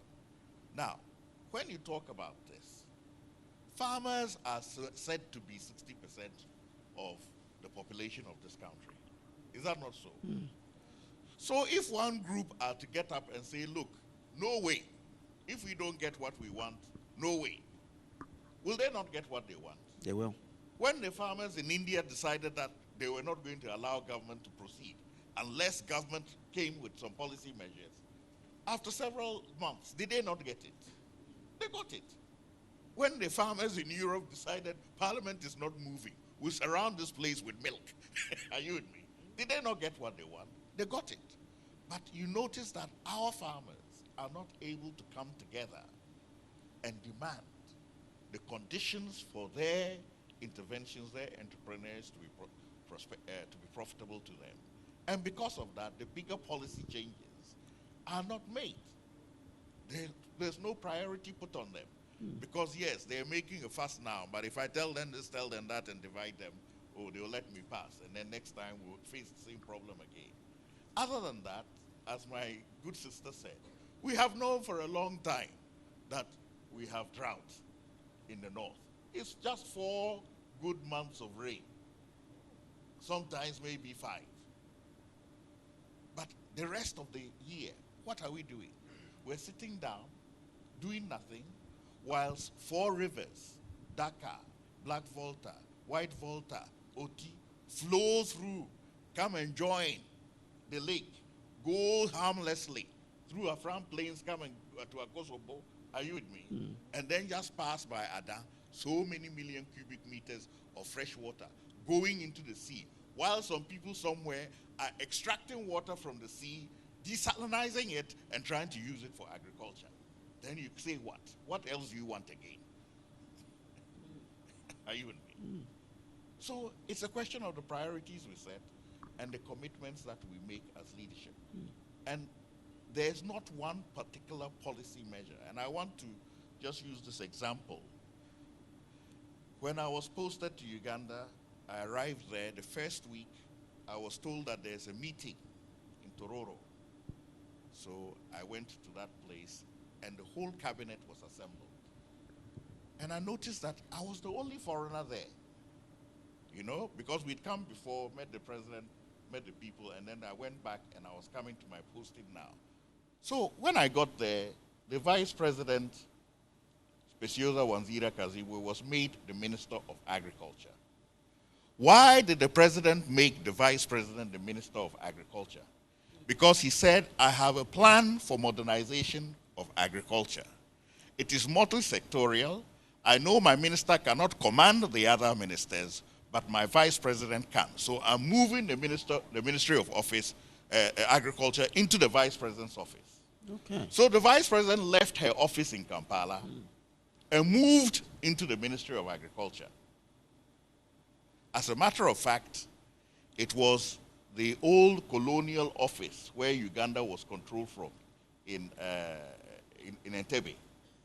So she moved there, and kick the researchers out. You go back to where the agriculture people were. Agriculture people, you come here. Now, at this meeting, Minister of Finance was there, all the sectors. And she did one thing which I'll never forget. She said everybody should write their full name and title on a piece of paper, put it in the basket and pass it around. So everybody wrote, I'm Professor this, I'm Doctor this, I'm Engineer this, Minister of this and this and this. And the basket went around until it came to her. Then she wrote on the piece of the paper, Speciosa. And she showed everybody. Today, I'm not vice president. We are all putting aside our titles today because of agriculture. So she put her name in the basket, put it under the table, and kicked it. Now we're going to talk about how each one of you can help me in agriculture to be successful. And that is what the president has said. So when I demand something of you, if you can't do it, cut it from your budget and bring it to agriculture. Are you with me? And that was what was done. And at that time, the plan for modernization of agriculture was a promise that they made in their revolutionary period, which was now maturing. They did not go to the donors, because that was the one thing that she asked me. I said, well, if you want it to be successful, you do it with your own money first, and then ask the donors to support you. So they did it with their own money, cutting from everybody. Are you with me? And then they launched the project. When they launched the project, this was in Kampala, the donors were in uproar. How can you do something so big and you didn't tell us? We would have liked to have been part of it. The World Bank was there, all the donors were there, and now, yes, let us have a second look at this so that we'll see where we shall also fit. But for most of the time, we don't have our own initiative that we put our own money into. We plan initiatives and go and look for the money to come and fit into it. So it is very important that the multi-sectorial approach is maintained. Okay. Now you ask a specific question. Yes. How would I address the water problem? If you go and look inside the very, very fat books for the Savannah Accelerated Development Authority, you will find one of the most comprehensive, detailed plans for modernizing the Savannah, the dry area, and developing it rapidly. And when I was invited to join them, the key thing I said to them was that, look, water. If you manage water, everything else will fall in place. How do we manage the water? We know we have Bagri Dam. When they open it, we get floods. Because one year we're complaining of floods, the next year you're complaining of drought. In the same year, you can complain of drought and floods. So all it says is that you're not managing your situation properly. That's all it says. Because humans are created to dominate and manage nature. And when you are not managing and dominating nature, it is managing and dominating you. So if we have floods coming, by how many glasses is the water above the capacity of our channel in the lake that we should be having flood? Oh, it is 100 glasses. Okay. So we need dams that can accommodate 100 glasses. So where should we put these dams? 1 glass each, so that we can use it for water for production and also consumption. Let's put it in an area where the hydrology is good, but also the soil is good. And then we will do this here, do that there, do this here, do that there. That is managing. And you make that investment. And in that enclave, now we bring my brother's Happy Project. It has worked. So we are not going to research expand anymore. Let us just scale it up and add these 10 enclaves to it. Because his enclave alone is fantastic. But he cannot employ all the youth of this country. Are you with me? And also, without the intervention, external intervention from the donors, it will probably not get off the ground. But this is a case where we're going to say, no, we're going to take this much amount of money, and exactly what they have done in the Happy Project, we do it with our own money. And it will work. Yeah. So in that channel, you can have your production areas along those 4 rivers. So that will take up a major percentage. Anybody anywhere in the north will have somewhere they can go to. From Oti up to Novo, up to the Black Volta on the border with Burkina Faso, flowing down all the way to the lake. On top of that, our major cost is fuel and transportation. Now, as far as I know, I cannot name one single country which has a prosperous, modernized agriculture that did not begin with water transportation. London began with the Thames, Germany with the Rhine, France with the Rhone, America, Mississippi, China, Yangtze River, you name it. They've all used a river. Not because they wanted the river, but as a way of reducing the transaction costs to allow their investments to be competitive. They didn't go, of course they built roads, but they didn't use roads as the primary transport of bulk material. Okay. Because that is the most expensive one. So they used the water system. And we are lucky that we have it flowing about 490 kilometers all the way from Wipe going through, coming through Ada, and we're just watching it. When it gets to Akosombo, it goes down. We could have a lock system at home that lifts boats.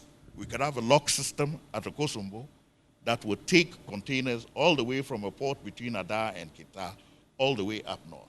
And that is the will, where we say, okay, for the next 5 years, we are going to put in a waterway system that will bring transaction costs down for our fertilizer, our sales, whatever, and that is our investment. I'm not going to promise you any schools, no more clinics, no more this. This is what we're going to do because it will feed our agriculture, generate the income, and therefore we'll be able to meet other things. Okay. That is just one.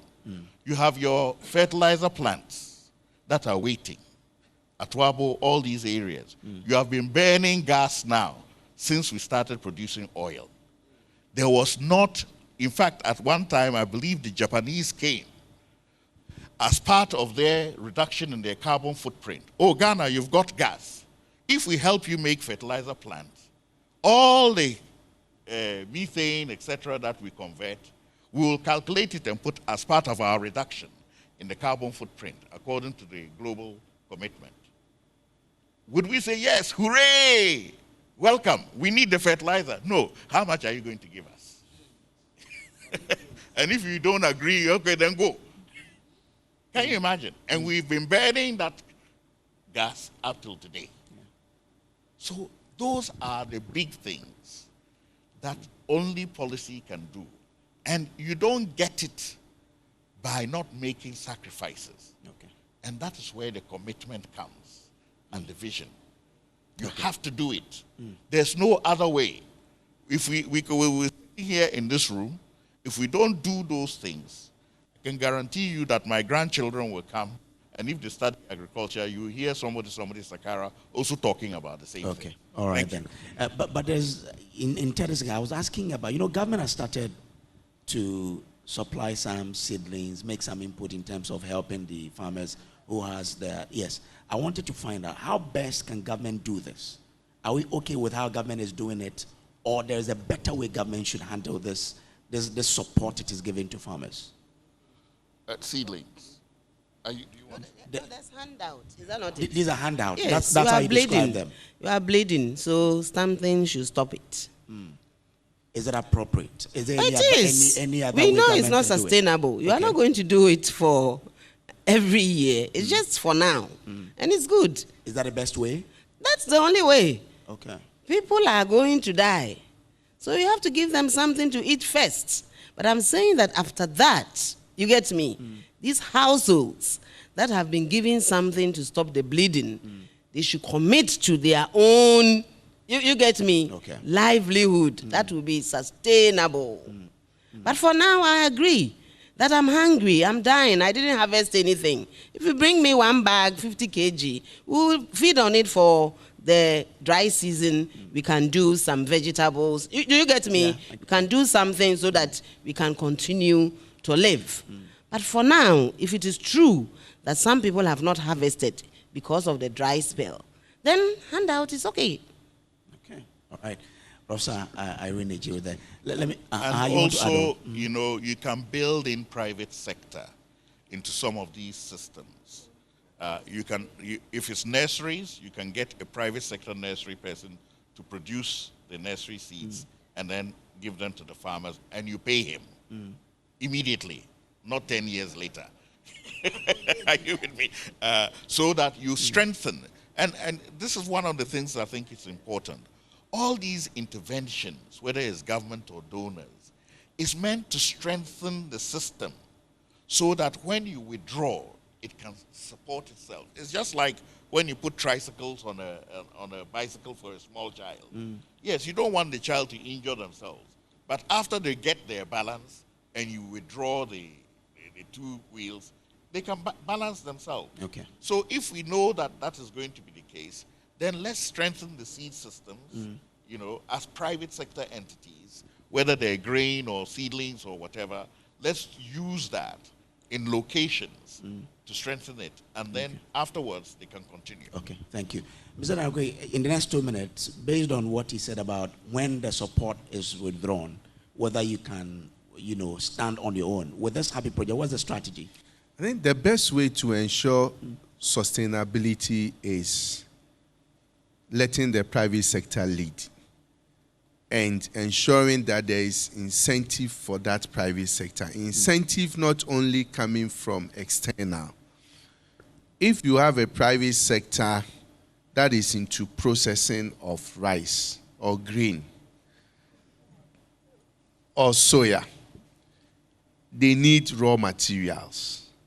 As long as they have sustained market and there is market expansion, they have interest in getting more grains.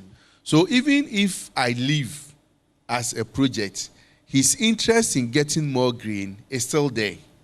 And his appetite to work with either the farmers or young people will still be there, because at the end of the day, he needs more grain. So that's how we have modeled it. We know that, in fact, whatever support is given to them after a period of time within the project lifetime, it is even taken and given to another person. And at that time, you should be able to, you should be self-sufficient. So yes, the private sector, that's why we are also very careful of which private sector we bring on board. And we will do our assessment to make sure that you will be able to continue. And it's not just the handout that, or like the starter pack, that is the incentive for you, but the ability for you, we call it, you amplify your business. You are amplifying your business, you are scaling your business. Even if you have 1 CD margin on 1 bag of rice, when you do 1,000, it is 1,000 CDs. If the project supports you to do 20,000, you are now getting 20,000 CDs, and that is an incentive for you. So we've built in the private sector. Like Prof said, we are also not doing imports of people from community to community. As much as possible, we use the community people for the project. And we have seen that when you also have them, I like your commitment. Most of the time when we are talking about agricultural issues, we all lift our eyes onto the politicians. It is not every time that the issues are politically based from the top. The issues are sometimes more attitudinal, and it is happening at the community level. For example, if you have dam and you decide to go and put waste products onto the dam, this is not government, this is attitude. and excuse my word, common sense. So it has nothing to do with government. Then later you call government to come and remove the waste because you are no longer getting water. Who is suffering? The first person to suffer is the one living in the community. So for us to ensure sustainability, we are really building on what we call anchor private sector partners. Okay. And each private sector partner will have to come in with something. And without a processing facility, it is not incentive for us to work with you. Let me say, this is not green, but a quick example, like Aglo, they are in the potting area. They had a pottery processing facility that has been down for like 3 years. State of the art. And they were not touching. Thieves started stealing some of their pumps.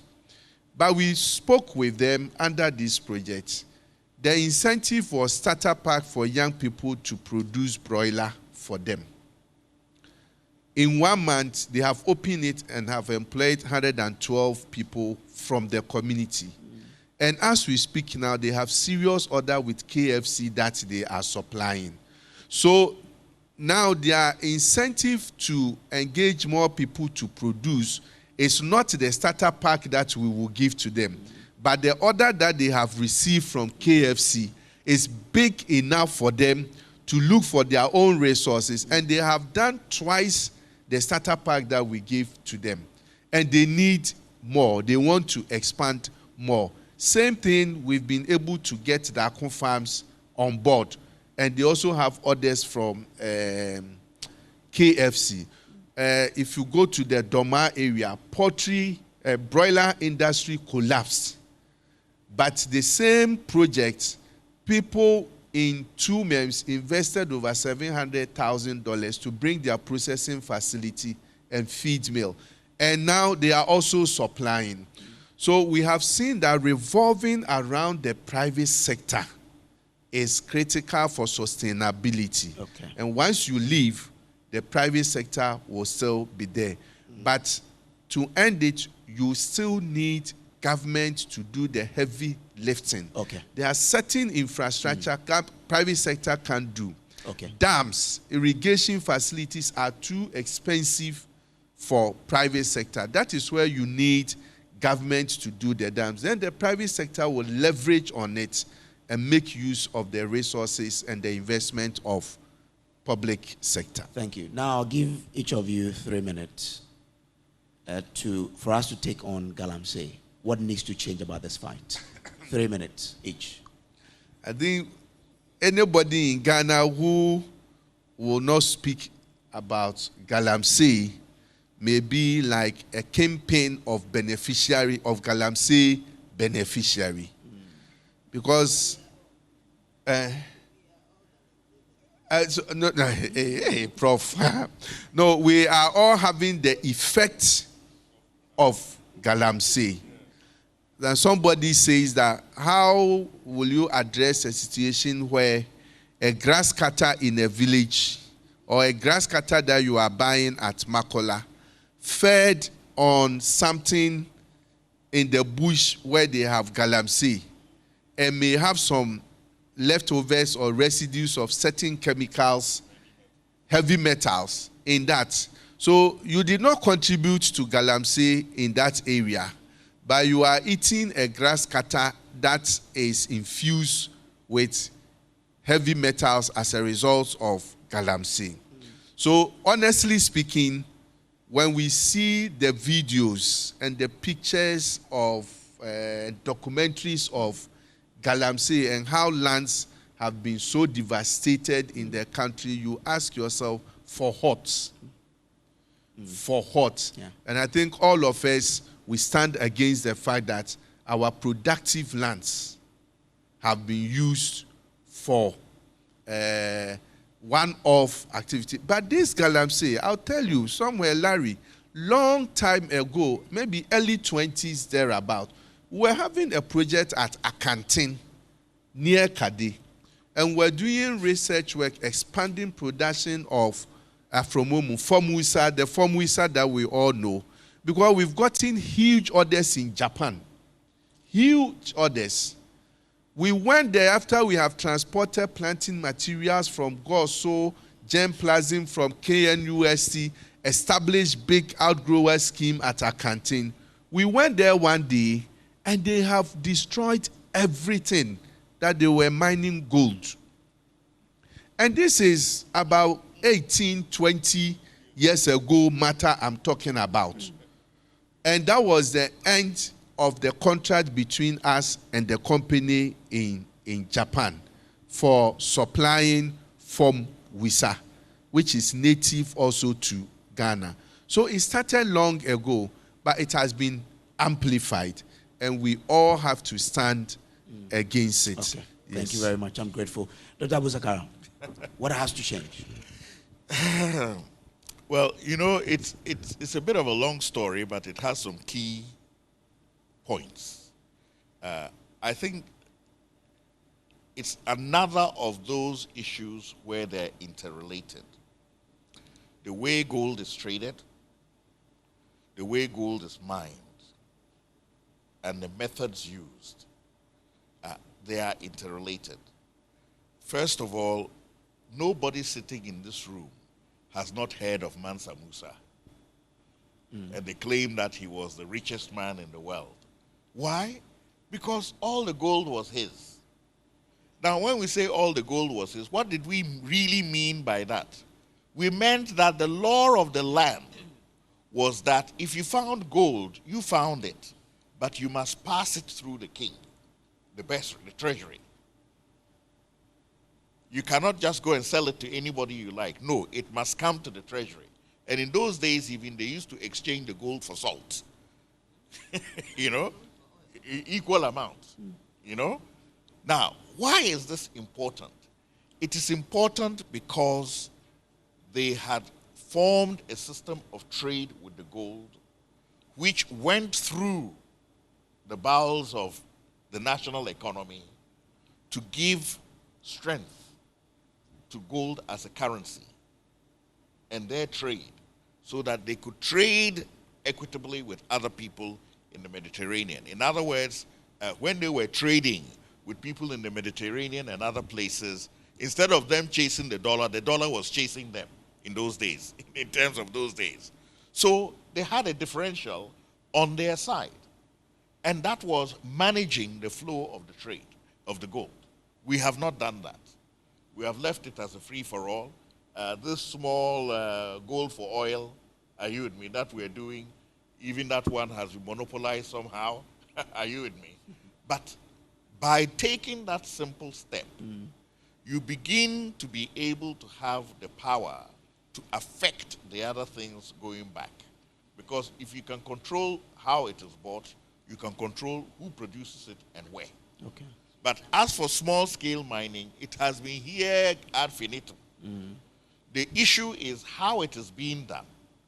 Now, if we come to our modern times, I don't know whether you've ever seen, what we were seeing was just a small microcosm. But if you have a plane fly over the whole area and you get an expanse of how the whole thing has expanded everywhere, then you'll really be shocked. Again, it comes down to mismanagement of our resources. Willful mismanagement of our resources. On the part of? On the part of the communities.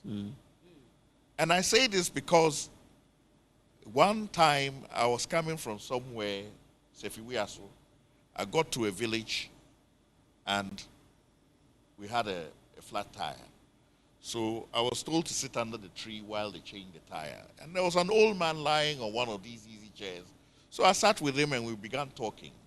But as we were talking, I noticed that vehicles were passing, like pickups. And in this pickup, there will be so many people. I know they're small, but all the same. You know, there are many Chinese people in these vehicles.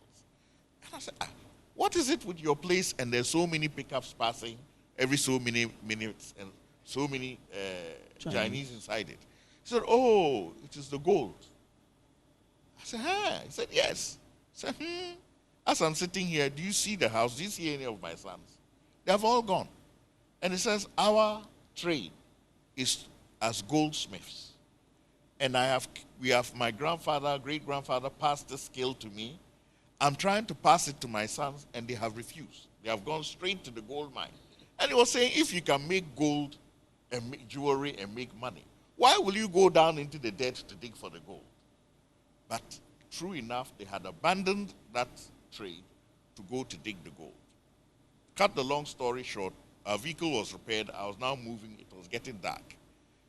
And by the roadside, we will come across, you see a Tundra parked, and what will be white ghosts will be around the pickup. These are young men just in shorts, and their body was covered in clay, Okay. so they look white, you know, and they were being given money. Okay.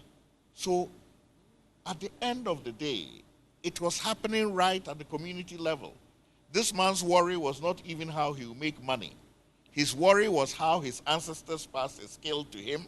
He's trying to pass it to his children, and they're not even interested. They're going to dig. So the communities have a role So here. if you don't get the community buy-in, it's difficult. Okay. Now, having said that, let's come with solution.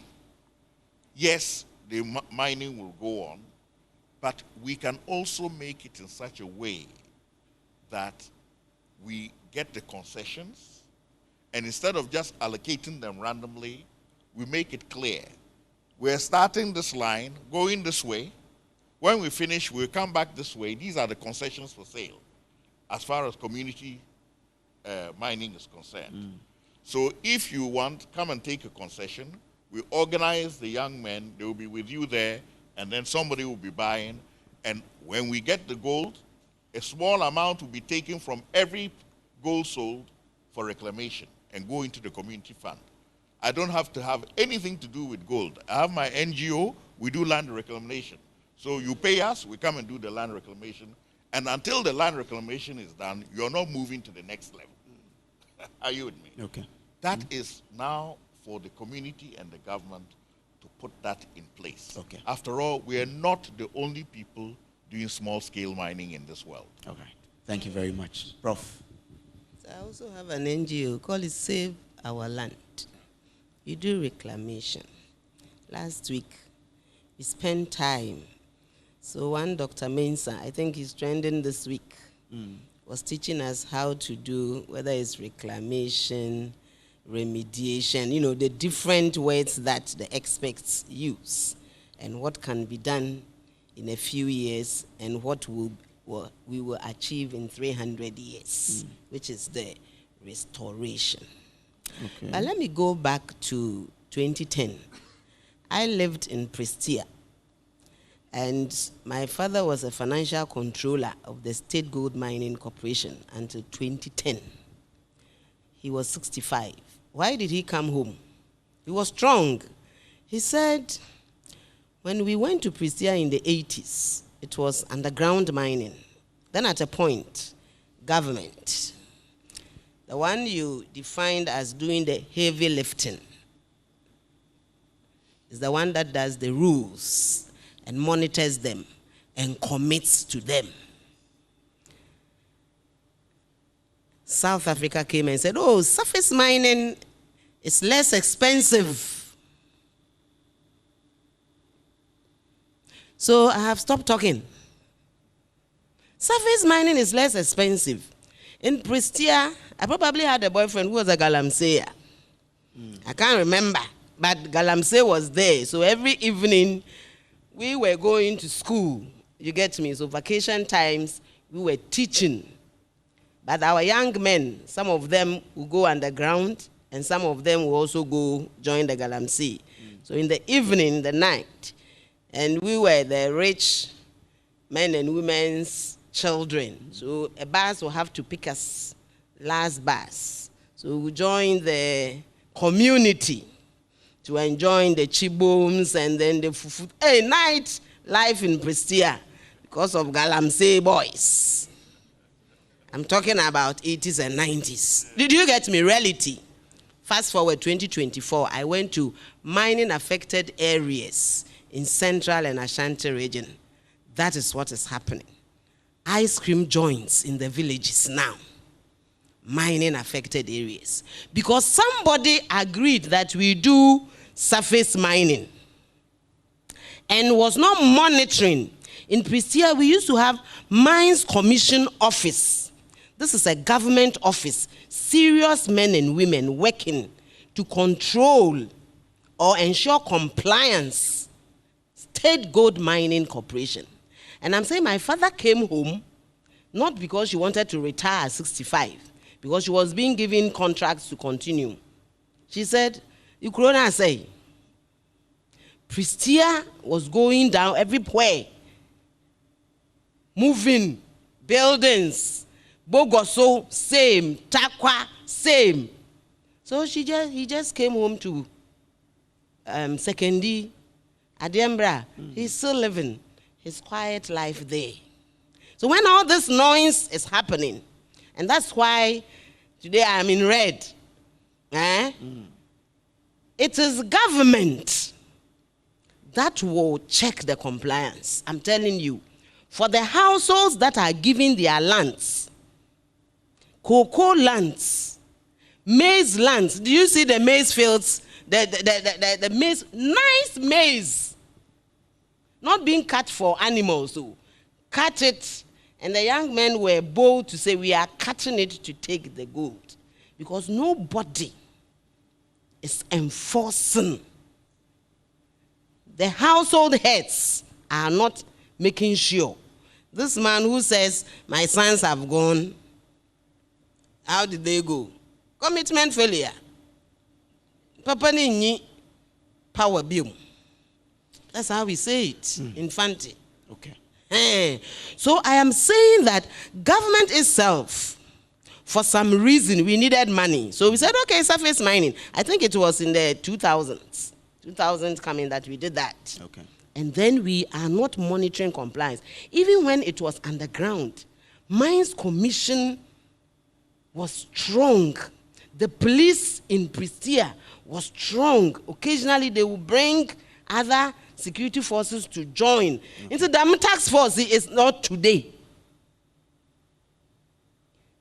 Ensure compliance, commitment. It's in the word in Onion, commitment. Okay. If you are pushing your sons and daughters, it's not only sons now. Since 95, I and Beijing Ben are joining.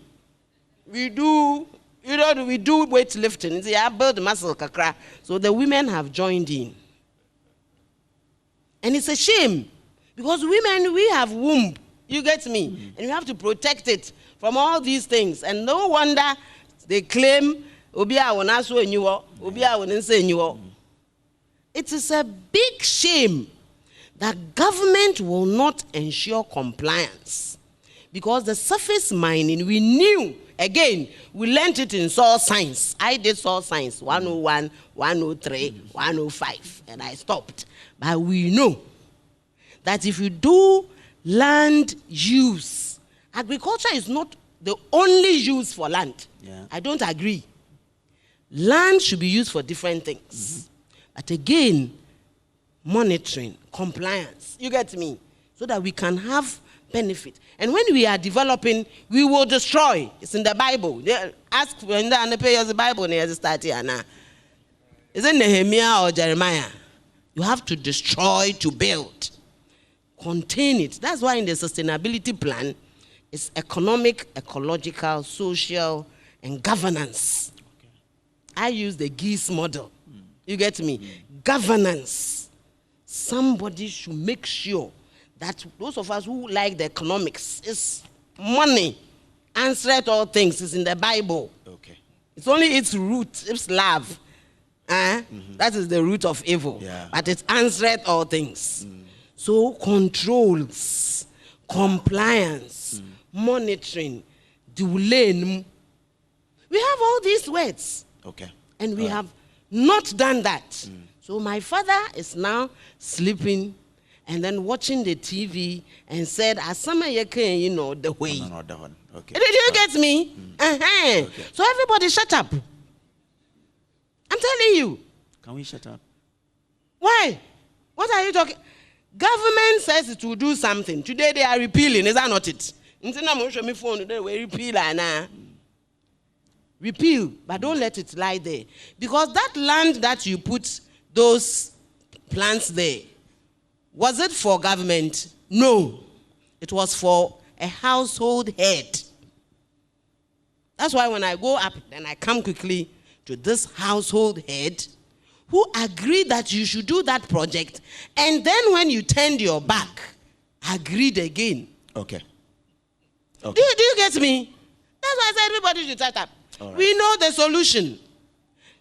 Me, I have learned repudiation, all the words, the R's that we can do. We should do them. And we are going to do it. Okay. We have selected species that will take some of the things out. We have selected cassava that we will not eat, and we will use it for some. What haven't we done? We have learned it. That's what we will teach also. Okay. You get me? But again, so government commit, household head commit. Thank you. All right. Thank you very much, Prof. So let's now come to you, the audience. I'm sure some of you have some point, you have probably questions, but we're looking for solutions.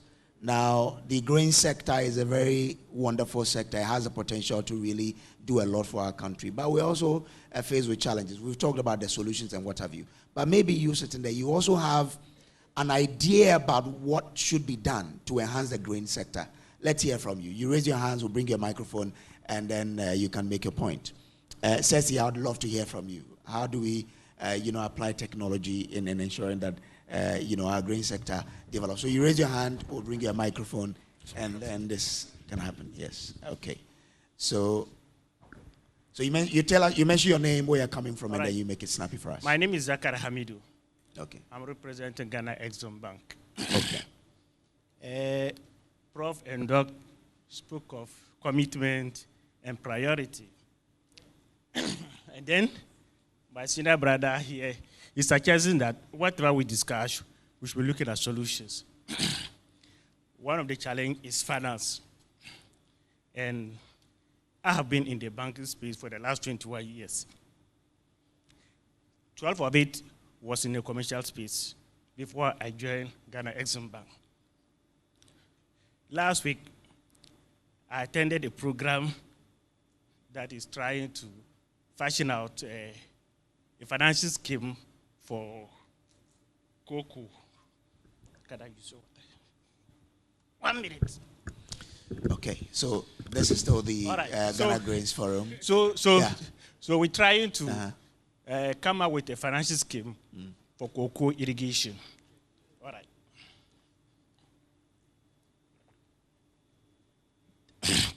Thank you. And having been in the banking space for some time, I realized that, particularly in the commercial bank, agri financing is not attractive. Apparently because of two things. One, you have a CEO who is measured yearly. He must make profit. You have a CEO whose source of funding is short-term savings. Meanwhile, agri demands long-term funding. So, if you ask me to finance agri, as a CEO in a commercial bank, I will be hesitant, right? And this is my solution. I want to suggest that companies like Glyco, because one of the chief sources of funding to banks include pension and insurance. They have long-term. Why don't Glyco, and I can help in designing a product, says that we are going to lock our investment, for example, ADB. But the caveat is that you give it to agri. We'll give us 2%, but don't go beyond 5%. And report to us, out of the 1 million, 50% goes to agri and agri-value chain. If not, the other way is that Ghana is running a universal license banking, which means that CEOs are allowed to invest their money anyhow. And given that fundamental, they will go for quick returns. Agric wants long term. Yet, my source of capital is short term. Okay. Why don't we, as a country, either fight for earmark dedicated funding or through the likes of Glyco, place their money with commercial banks and give a caveat, like we do for the green funding, that give this to Agric at this margin, will allow you to report to us annually that of the 1 billion that we have placed, 500,000 goes to Agric. The point is that all commercial banks, your ADB, which is pro-Agric, is doing Agric and more. And we all know it is the more that is more than the Agric. Meanwhile, the mandate is Agric. Fortunately, grains are short term. 1 year, you are able to realize your decision. So my plea is that insurance companies, pension funds that are placed with our commercial banks, can we lobby through central bank for earmark funding to agriculture sector? Thank you. Wonderful proposal. Thank you very much, sir. Okay, so Ceci wants to speak. Yeah. Oh, someone's up, hands were okay.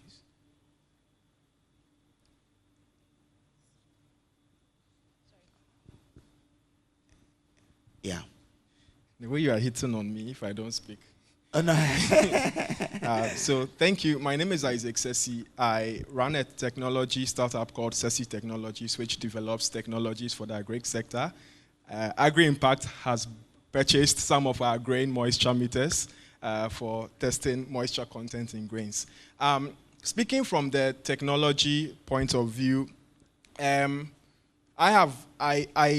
came out of KNUST, studied electrical engineering, majored in embedded systems, worked as a research engineer at the Department of Agric Engineering, and developed technology, some of which have been commercialized. One of the key challenges we face in bringing these technologies to the market is adoption challenges, where farmers, mainly smallholder farmers, and just the general agri value chain, find it difficult to adopt new technologies, right? And so we're having to design around so many constraints, like how do we make it very easy for farmers to use? How do we make it very cost effective so that farmers can afford? And even beyond all of this, you see very relatively low adoption. There is so much effort that has to be put into the creation of this, to get people to adopt these technologies. We came up with a hermetic solution that you can put your grain inside, and once the moisture content is good, 2 years or more, you won't have any weevils, you won't have any insects in there. But then, even getting that adoption, the farmers will tell you, they're always thinking about it in comparison with the normal PP bags, and they'll tell you, oh, this one is expensive, we cannot buy. So they are willing to spend 5 cedis to buy a hermetic bag like 5 times over the course of 2 years, than use that same money to buy a hermetic bag that will last you for 2 years. And so my question is, how do we encourage, and beyond that, let me just plug this in. As I speak now, we've developed a technology called FarmSense, where I can walk around the 4 corners of your field with our device, and then it will tell you nitrogen, phosphorus, potassium, pH, and other really critical information, generate a nutrient plan for you, predict yield, even tell you the fertilizers you should use based on even your budget, right?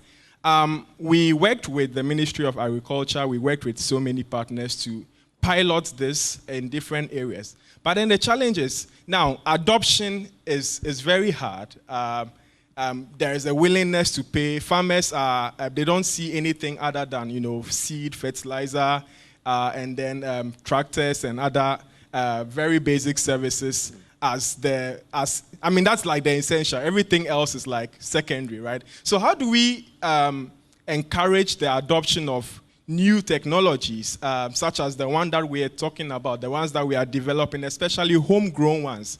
things that are used in other countries that is increasing their yield beyond this 1.8 tons per hectare that we are seeing in agriculture. I'm interested in knowing your thoughts on how we encourage the use of these technologies. And also, just to plug in again, I'm happy to work more with the Happy Project to see how we can deploy some of these technologies in your project. So that's my question. Thank you. Thank you very much, Ceci. Okay, I see a hand up back there. You tell us your name, where you're coming from, and then you ask your question or make your input. My name is John Kennedy Apija from the Chamber of Agribusiness. Okay. One of the things I want to propose is, we've always been talking about the challenges as already said. So when are we going to come together as practitioners in the industry to form a solid platform through which we will always make our voices heard forcefully? That is what we are doing here. That's what the Grains Forum is about. Yes, so when we heard about organized labor taking up or taking on government on Galamsey issues, I'm sure the entire nation breathed a sigh of relief that this might work because they are well put together and can put pressure on government. We've been working in silos for a very long time as practitioners in the industry. I'm sure it's about time in Ghana, all agri practitioners, agri and agribusiness, no matter how small or big, we should come together and form a very big platform and work the way organized labor and other institutions are working to put pressure on government. I am sure we'll be getting somewhere. Because if we want to keep talking about government, we in the industry will be losing, we'll be making very little impact, and people will think we are not doing any serious work. Number two, about the insurance issues. This time, insurance is getting big in the industry. Currently, there is a consultant in the country working with NIC and other stakeholders to fashion out a very robust agri insurance program. And on the 18th, I'm even attending a program with the consultant on these issues. So I'm sure if you contact NIC, National Insurance Commission, and GESEL, we'll be able to get more information on that. Thank you very much. All right, grateful to you, sir. Yes, okay, I see a hand up here. Okay, maybe let's take the one close, and then we come to my right-hand side. Good afternoon. Good afternoon, sir. My name is Herbert Morgan Ahen. I come from Agrosys Commodities Limited. It's agribusiness. Yeah, we do agro scheme, and then we do commodity aggregation. Yeah, I want to talk about two things. The first thing is the water management that Dr. Sakara talked about. Yeah, I also want to say that Dr. Sakara, I admire you a lot. I've read a lot about you, and I wish that some of you could put in more effort to help us solve this kind of issues that we are confronted with. The water system, the water management. Now, when there is too much water, there's problem. When there is no water too, there's problem. Now, as I speak to you now, the northern region, there's so much water. And the people, the communities around, along the Uti River, most of them have been displaced. Farm fields have been washed away. So what are we doing? The dam system you talk about. I have a friend who studied in Cuba, and he was telling me in Cuba, they harvest rainwater, so that in times of the dry season, they use that to farm. It is these things we know, we talk about it, but what are we doing?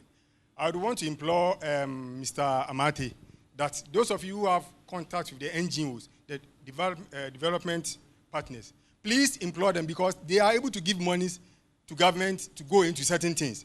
So they should at least come to our aid, channel some of the monies into some of these things, this building of these dams. You understand? So that when the waters are in excess, we can harvest them and store them. So in the dry season, we can also, when the water is not there, we can also use them to farm. So I'm even envisioning that if these things are done properly, we can farm all year round and not only wait for a particular season. Okay. Yes. On the second thing I want to talk about is the Galamsey and then... Make it snappy for us. Okay. Prof, I agree with you, but on a certain front, you see, in everything we do, leadership is very key. Because we are humans, and this cuts across everywhere when you go to the advanced world. When you leave us on our own, we will misbehave. We will do things, we have different interests. So it is always incumbent on government to put systems in place. Make sure there are consequences when you do certain things. But you see, this thing we are talking about, there are people who go with political power, political backing. And if you don't give your land, but if you go home and you come, they have spoiled everything on their land. And you can't do anything. I know chiefs who stood up to them. They were threatened that they will be destood. They brought people, police people, to even fight them. And they have to give in. Okay. So when there is no political will, and when leadership does not act, there is nothing that the individuals can do that can stand. So please, this is also what I want to do. It's about leadership. Okay, thank you very much. Let's take this guy, his hand was up earlier. We'll take him and one more, and then we are done. Okay, I see two hands here. So we'll just take the two of you, and then we'll call it a day. You tell us your name and where you're coming from, and then you make your input. Good afternoon. My name is Nyakwan Brown Mawalk. I report for GBC News GTV. Okay. I'm always troubled. 67 years. You let me do away with 30 years of a kind of judgment debts, and let me concentrate on the rest of 30 years or 37 years. We know we have a problem or problems. We've been discussing this. We have government interventions. We've had donor interventions. I mean, external interventions and all that from development partners. But we still have problems in all sectors. We still have water problem, education and health. We've been discussing this. On platforms I belong to, in-person discussions, I get worried. I'm very, very troubled. Comes back to what Mr. Akwe mentioned. We don't provide solutions. We're always attacking the issues without providing solutions. Okay. And that's our problem. So let's concentrate on the solutions. Okay. We are adding too much of emotions. Sometimes it becomes political. Politics is everywhere. I'm not against politics. I hear people say we are making everything politics. Politics is everywhere. Okay. In our marriages. Okay. Between children and parents. In our churches. But we shouldn't do dirty politics. That's what we shouldn't do. Thank you. So let's discuss, like from the academia, from technocrats, from anywhere. Like this discussion, they've mentioned certain things, and I commend Professor Ejiri, I think Susan Ejiri. She had hit it on the point, I mean, the nail on the head.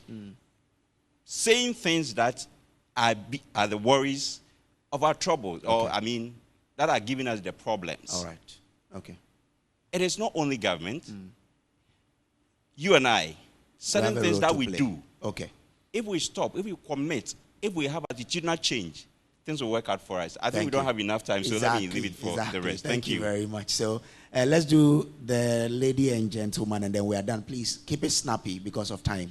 We just have to wrap up, and then we go. Your name, where you're coming from? Thank you very much. I'm Theodore Edu from the School of Agriculture, University of Ghana. Okay.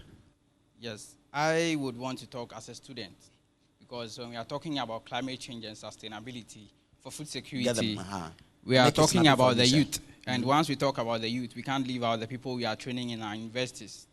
Right. Now, to hit the nail straight on the head, the panel spoke about commitment and prioritization. The problem I see in our system is that we've made agriculture the second choice and not the first choice. Now, often in our environments, when the corporate workers want to go on retirement and they need something to sustain them, that is when they think about agriculture.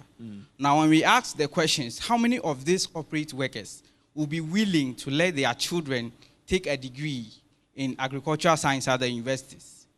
I've been a corporate of this incident, and it says that when you decide as a young man to pursue a degree in agriculture, you can't even voice out because there's a stigma attached to studying to have a degree in BSc Agricultural Science. And that is where I see a problem. So I would want us to focus more on working on the stigma associated with studying agriculture and dealing with talking about agriculture for people to study. Thank you. So having a mindset change, about the whole agri sector. Yes. Dear young lady. I'm Esther. I'm a cattle farmer. And I'd like to pick up where he left off. Okay. I think one of the ways, it's just my suggestion, is maybe Mr. Dunn and other agric people being able to share their success stories. Because I think the young ones don't see a lot of success around agric. And so there's really no interest in it. They want where the money is. And so far, we are not talking about the success stories with agric. Okay. So anytime you get a chance to share more success stories, let's focus on that more. Okay. Now, to the main reason why I put up my hand. Prof, thank you so much about commitment. I think that as a people, we are too dependent on other people making things work for us. In the developing world, when you go to Netherlands, for example, the cooperatives drive growth in agric. Government does their bit, but most of it is run by the cooperatives. And here in Ghana, I think the cooperatives do a lot of talking and do a lot of expectation from NGOs and other people. But then I don't see where the cooperatives are individually involved and invested, putting in their own finances to make things happen. And then what is happening draw in people. And so I want to put it before Prof, because she talked a lot more about commitment. How do we get the cooperatives to do more than talking, to put in their own money, and then watch it to grow for themselves and not expect so much from NGOs and other people. Thank you. All right, I'm grateful to you. So that does it.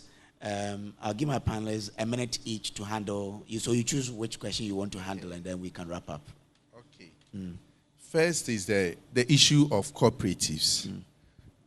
We've worked over the years, and we've realized that cooperatives are not working in Ghana. It is not something we can change in the short term. And we also built our cooperatives on social structures, expecting them to deliver business services. When you are setting up cooperative, you go to the community, you are looking for the noble person there, the one who can gather people together, the one who can lead discussion. These are all social structures. When they are done, you want them to run business and become profitable. So where is the entrepreneur in that cooperative? So the way we set up the cooperative from the onset is more on social structure. Okay. But other than that, if you go to Kumasi, Takoradi, everywhere, we run small scale. Everyone is individual. We are doing our individual things as Ghanaians. So it's not easy to bring people together. Okay. They come together when there is a problem. When there is a solution, there is no incentive for them to be together. Okay. So every time we should look for what is the incentive for someone to come and join. The stigma, we've started program. We are doing, in fact, I think the last one was at Gempa with Grassack. And we are doing sensitization of agriculture to young students. And we'll continue to do that. And we want to abuse people's mindsets. I tell people, somebody said he left career and came into agric. And I told him, I am offended. You have left career to come to agric. And agric is the one that is giving you money. You have set up factories and all that. And you tell me you left career and came to agric. So what is agric? I mean, from the word go, I have been in agric. Doesn't mean I don't have a career. You have a career. You have rather left something bad and come to proper career. Okay. And that is the description. Thank you there. very much. So the technology, please let us talk after one of the things, especially the young ones, please, when you go to forum like this, don't come, sit, take pictures, read on your phone. Network. Yeah. And get solutions to technologies and innovations that you have in your mind. So let us talk after the program. and we'll see. Okay. And if you are a All right. technology developer, please, technology developer is different from marketer. That's the problem. Yeah. When people develop the technology, they think because they have developed the technology, they should be the one to market. Those who sell this in Ghana, they have no idea how it was developed. So when you develop technology, for it to be marketed, it is not an issue of pleading. It is an issue of demonstrating the value of what you have developed. And take advantage of proper forum like this to market yourself. And then go out there and talk to. You mentioned something that we have interest. But until today, and you know Agri Impact, and you know our office, and you don't tell us, we'll go to YouTube and source for it from Thailand on China, and you'll be here. Thank you very much. Thank you very much, Mr. Danakwe, CEO of Agri Impact Group. Yes, Dr. Abu Sakara Foster. Thank you. I'll continue from the technology side. Yeah. I think one of the things that we have to be very aware of is that technologies come in at different levels along the yield curve. There's some foundation technologies that will give you your first jump on the linear part of the curve.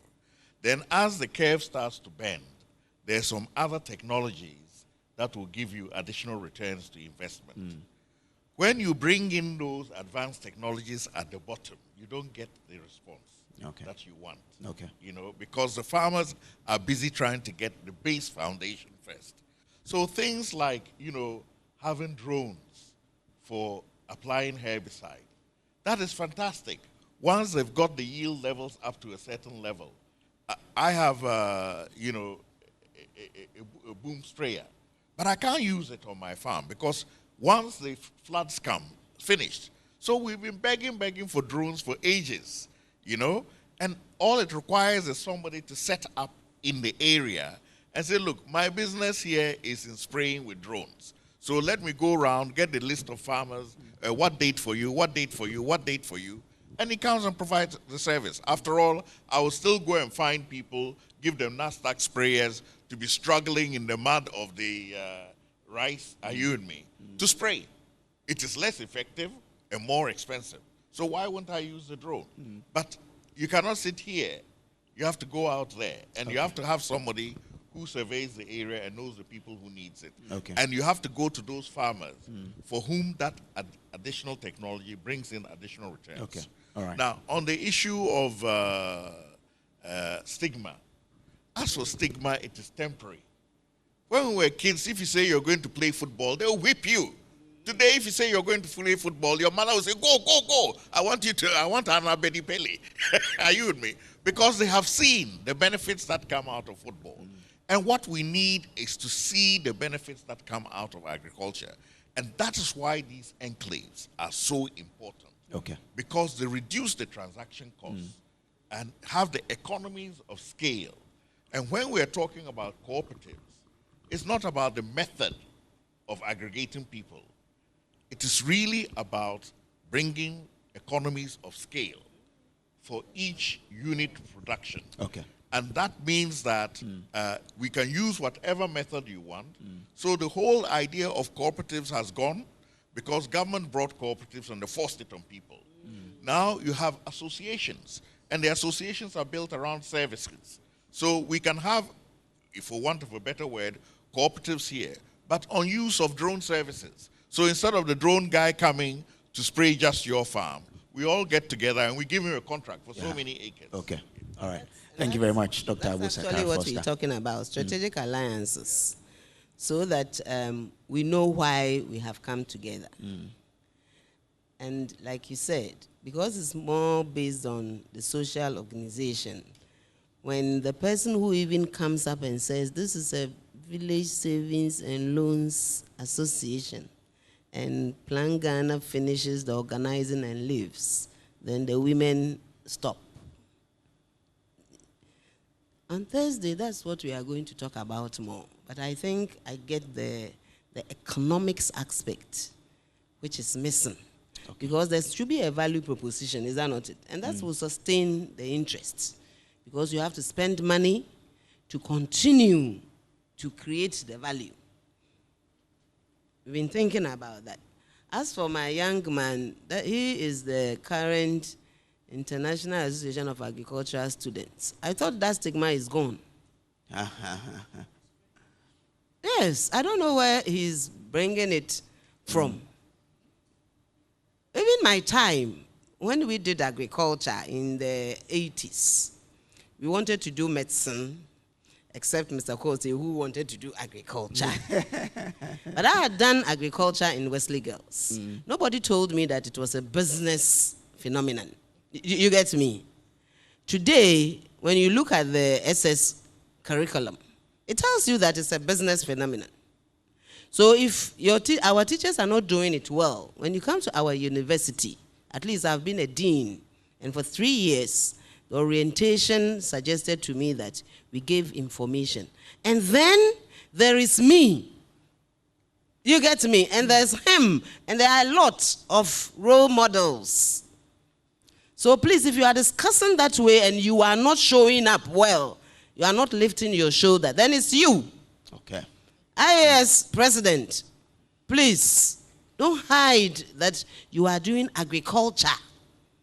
And then you can do other things. Agribusiness, agri-economics, basic. That's how University of Ghana we do it. You do the agriculture. That's why I know the soils, I know the plants, I know the environment, and I'm able to relate with the economics, with the business, with all the finance and all that. So please, 2024, I'm not sure. Is it the way you people are handling yourself? Hiding your subjects? No. Let me tell you a story. MasterCard is doing something on University of Ghana with law. Law school, business school, agriculture. And law is leading. Okay. Because the legalities, again, community level understanding of rights as farmers is missing. So you see where agricultural law comes in, okay, and they are pushing it. So stop that. If you and your friends are hiding, come out and let people know what it's worth.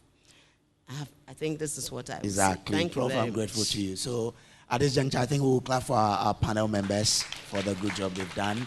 Mr. Danakwe, CEO of the Agri Impact Group, Dr. Abu Sakara Foster, an agriculturalist and politician, and Professor Irene Susanna Ejiri, former Dean of the School of Agri, Legon. Thank you so much. I'm grateful to you. Oh, a round of applause again for them. They've done well. You know, I was an agricultural scientist for 30 years. I've been a politician for only 5 years. And people Okay, thank you very much. So we're just about wrapping up, but let me acknowledge the presence of Mr. Johnson Owari. He's head of corporate banking, EcoBank. He's a former board member of the Ghana Greens Council. Chief, welcome. Okay. All right. Time for us to take the closing remarks from our chairman, that's the board chair, and then he will also add the 8 key points that we've taken or we're going to take away from this forum. Please, let's welcome our board chair, Mr. Andrew Achampong-Che Esquire. Thank you, my brother. Giving it big titles, but it's great that we're here. Hello. It's great that we're here, and it's been a superb session since morning. First, let me take the opportunity to say a big thank you, not only from myself as board chair, but from the entire board of the Ghana Greens Council. We are delighted that this has been a great success. Can we put our hands together for that? Without you, it wouldn't have been possible, and we're grateful. Let me say, as we draw to a close, that it's not merely been discussions on agric and problems. As Prof mentioned, commitment. Commitment has been the order of the day. So let me say, we came here with a single mission to find actionable solutions that would ensure sustenance, quality, productivity, profitability in our agri sector. We talked about maize, we talked about rice, we talked about soya beans, our humble staples. They are indeed the heartbeat, our food. We recognize that about 60% of our rice was imported, is being imported. That contributes to over 321 million we mentioned earlier. We have highlighted the need for us to break the chain. How do we work towards becoming self-sufficient? We said soya bean is the rising star. It offers great promise for prosperity. Discussions have shown that our fellow South Africans in Zambia are doing very well when it comes to that, and we should learn from them.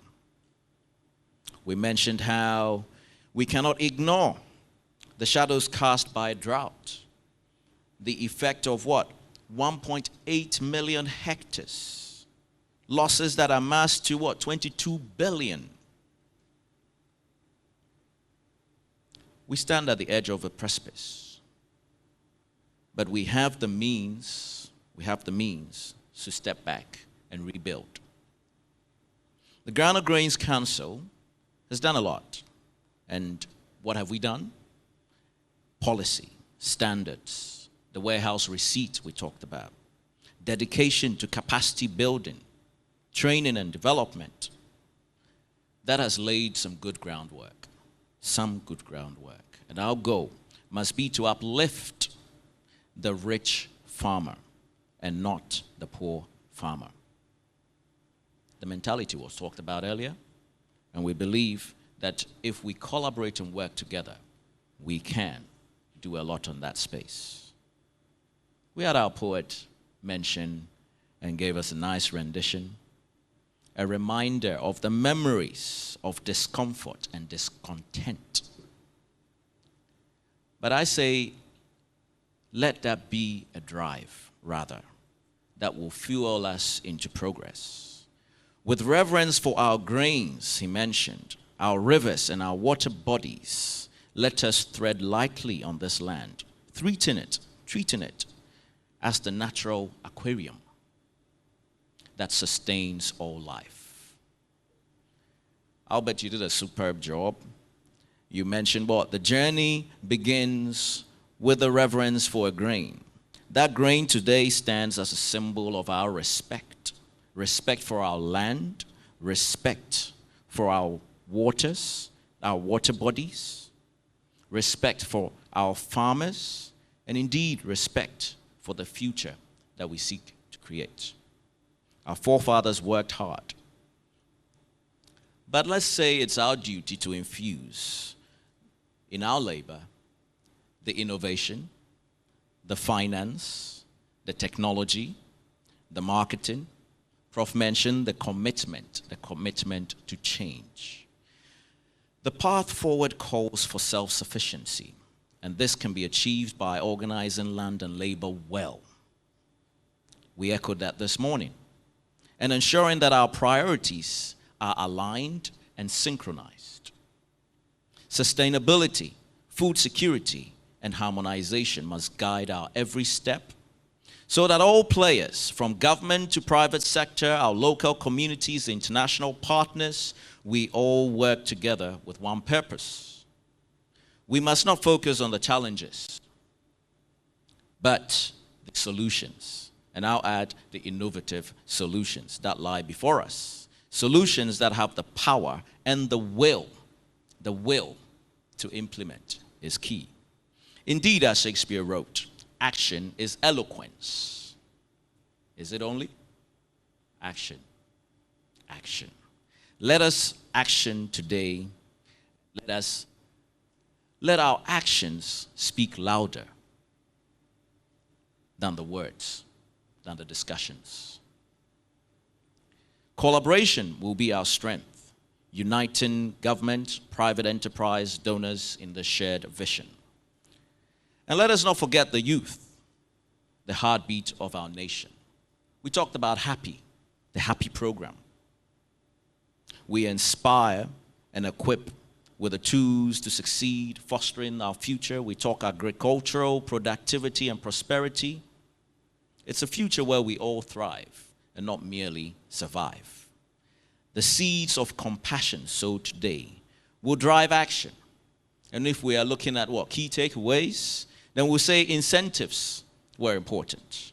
Compliance, monitoring are all crucial to restoring our land and protecting our water resources, along ensuring land tenure security for farmers. Adopting technology, digitization like precision agric is key. We've got satellite data, we've got gadgets that we're using to help measure, see our productivity. These all boost our yield and reduce cost, while post-harvest innovations will unlock new markets.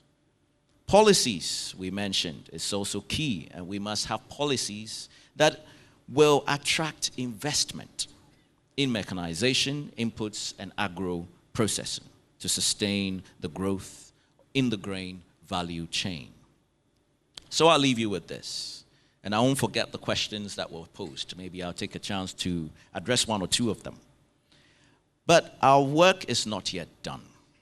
Today is about the first step, and it is the will to act, the leadership to drive, and the resources to create momentum that will determine our success. My brother Johnson has just got up, and I'll say a big thank you to EcoBank.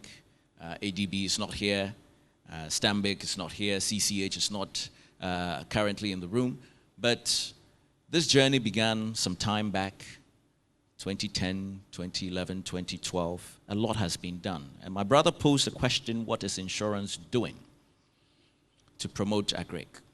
And you've mentioned how it would be great to have products that will finance the agric. Fantastic. I can't side with you more. And that is indeed what Glyco has been doing. And a number of our partners who are all members of the GGC have been doing all these years to have financing and to provide the security. So from the insurance perspective, you can give insurance bonds and guarantees that give the finance houses the comfort and the security when they're given facilities. Yes, we want cheaper finance for our agric, but bear in mind that the guarantees that are given is backed, or the backing is the investments that has been made. So you re-echo the very thing that is being done. And indeed, that gives some comfort. We will also ask that we together decide, and Madam mentioned commitment. Commit that we will put the funding into support so we can have cheap financing for agric.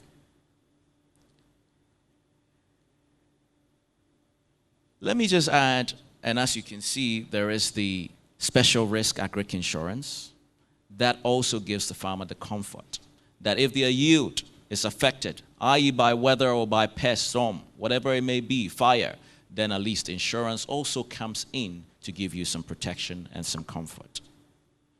Ladies and gentlemen, I say a big thank you to all our sponsors. This wouldn't have been possible without your support. And so I say a big thank you to you all as well for being here. I say God bless us. And let me just say that your wisdom, the panel members, the insights shared, the unwavering commitment that you've shown today, and our conglomerate efforts today will no doubt be a good foundation as we propel to get our food security and the social comfort in place. I say a big thank you. May the seeds planted here today grow into the future of sustenance, prosperity, and harmony for the grains industry. So a big thank you. God bless us all. And this will be my remark. Thank you.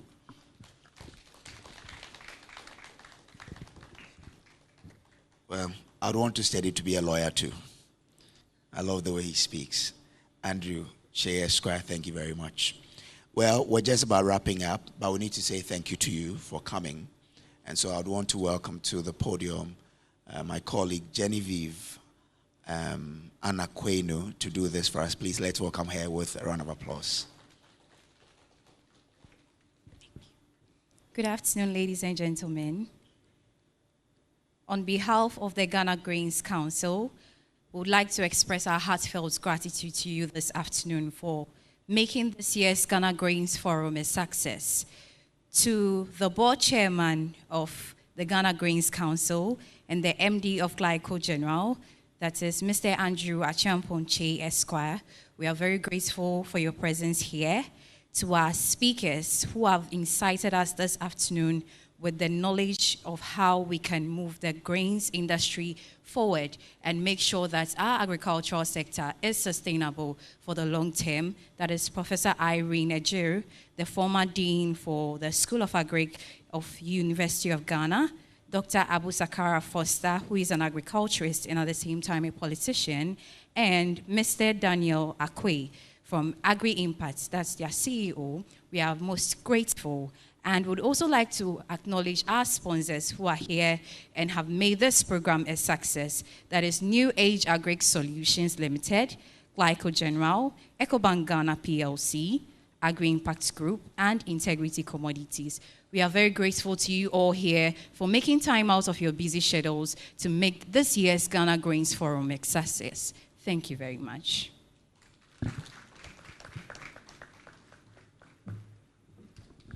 Well, thank you very much. Anna and I work for a company called WeCom, Agri-Media Consultancy. So if you need any PR firm to do anything for you, we are there. You can consult us and we'll do it for you. Well.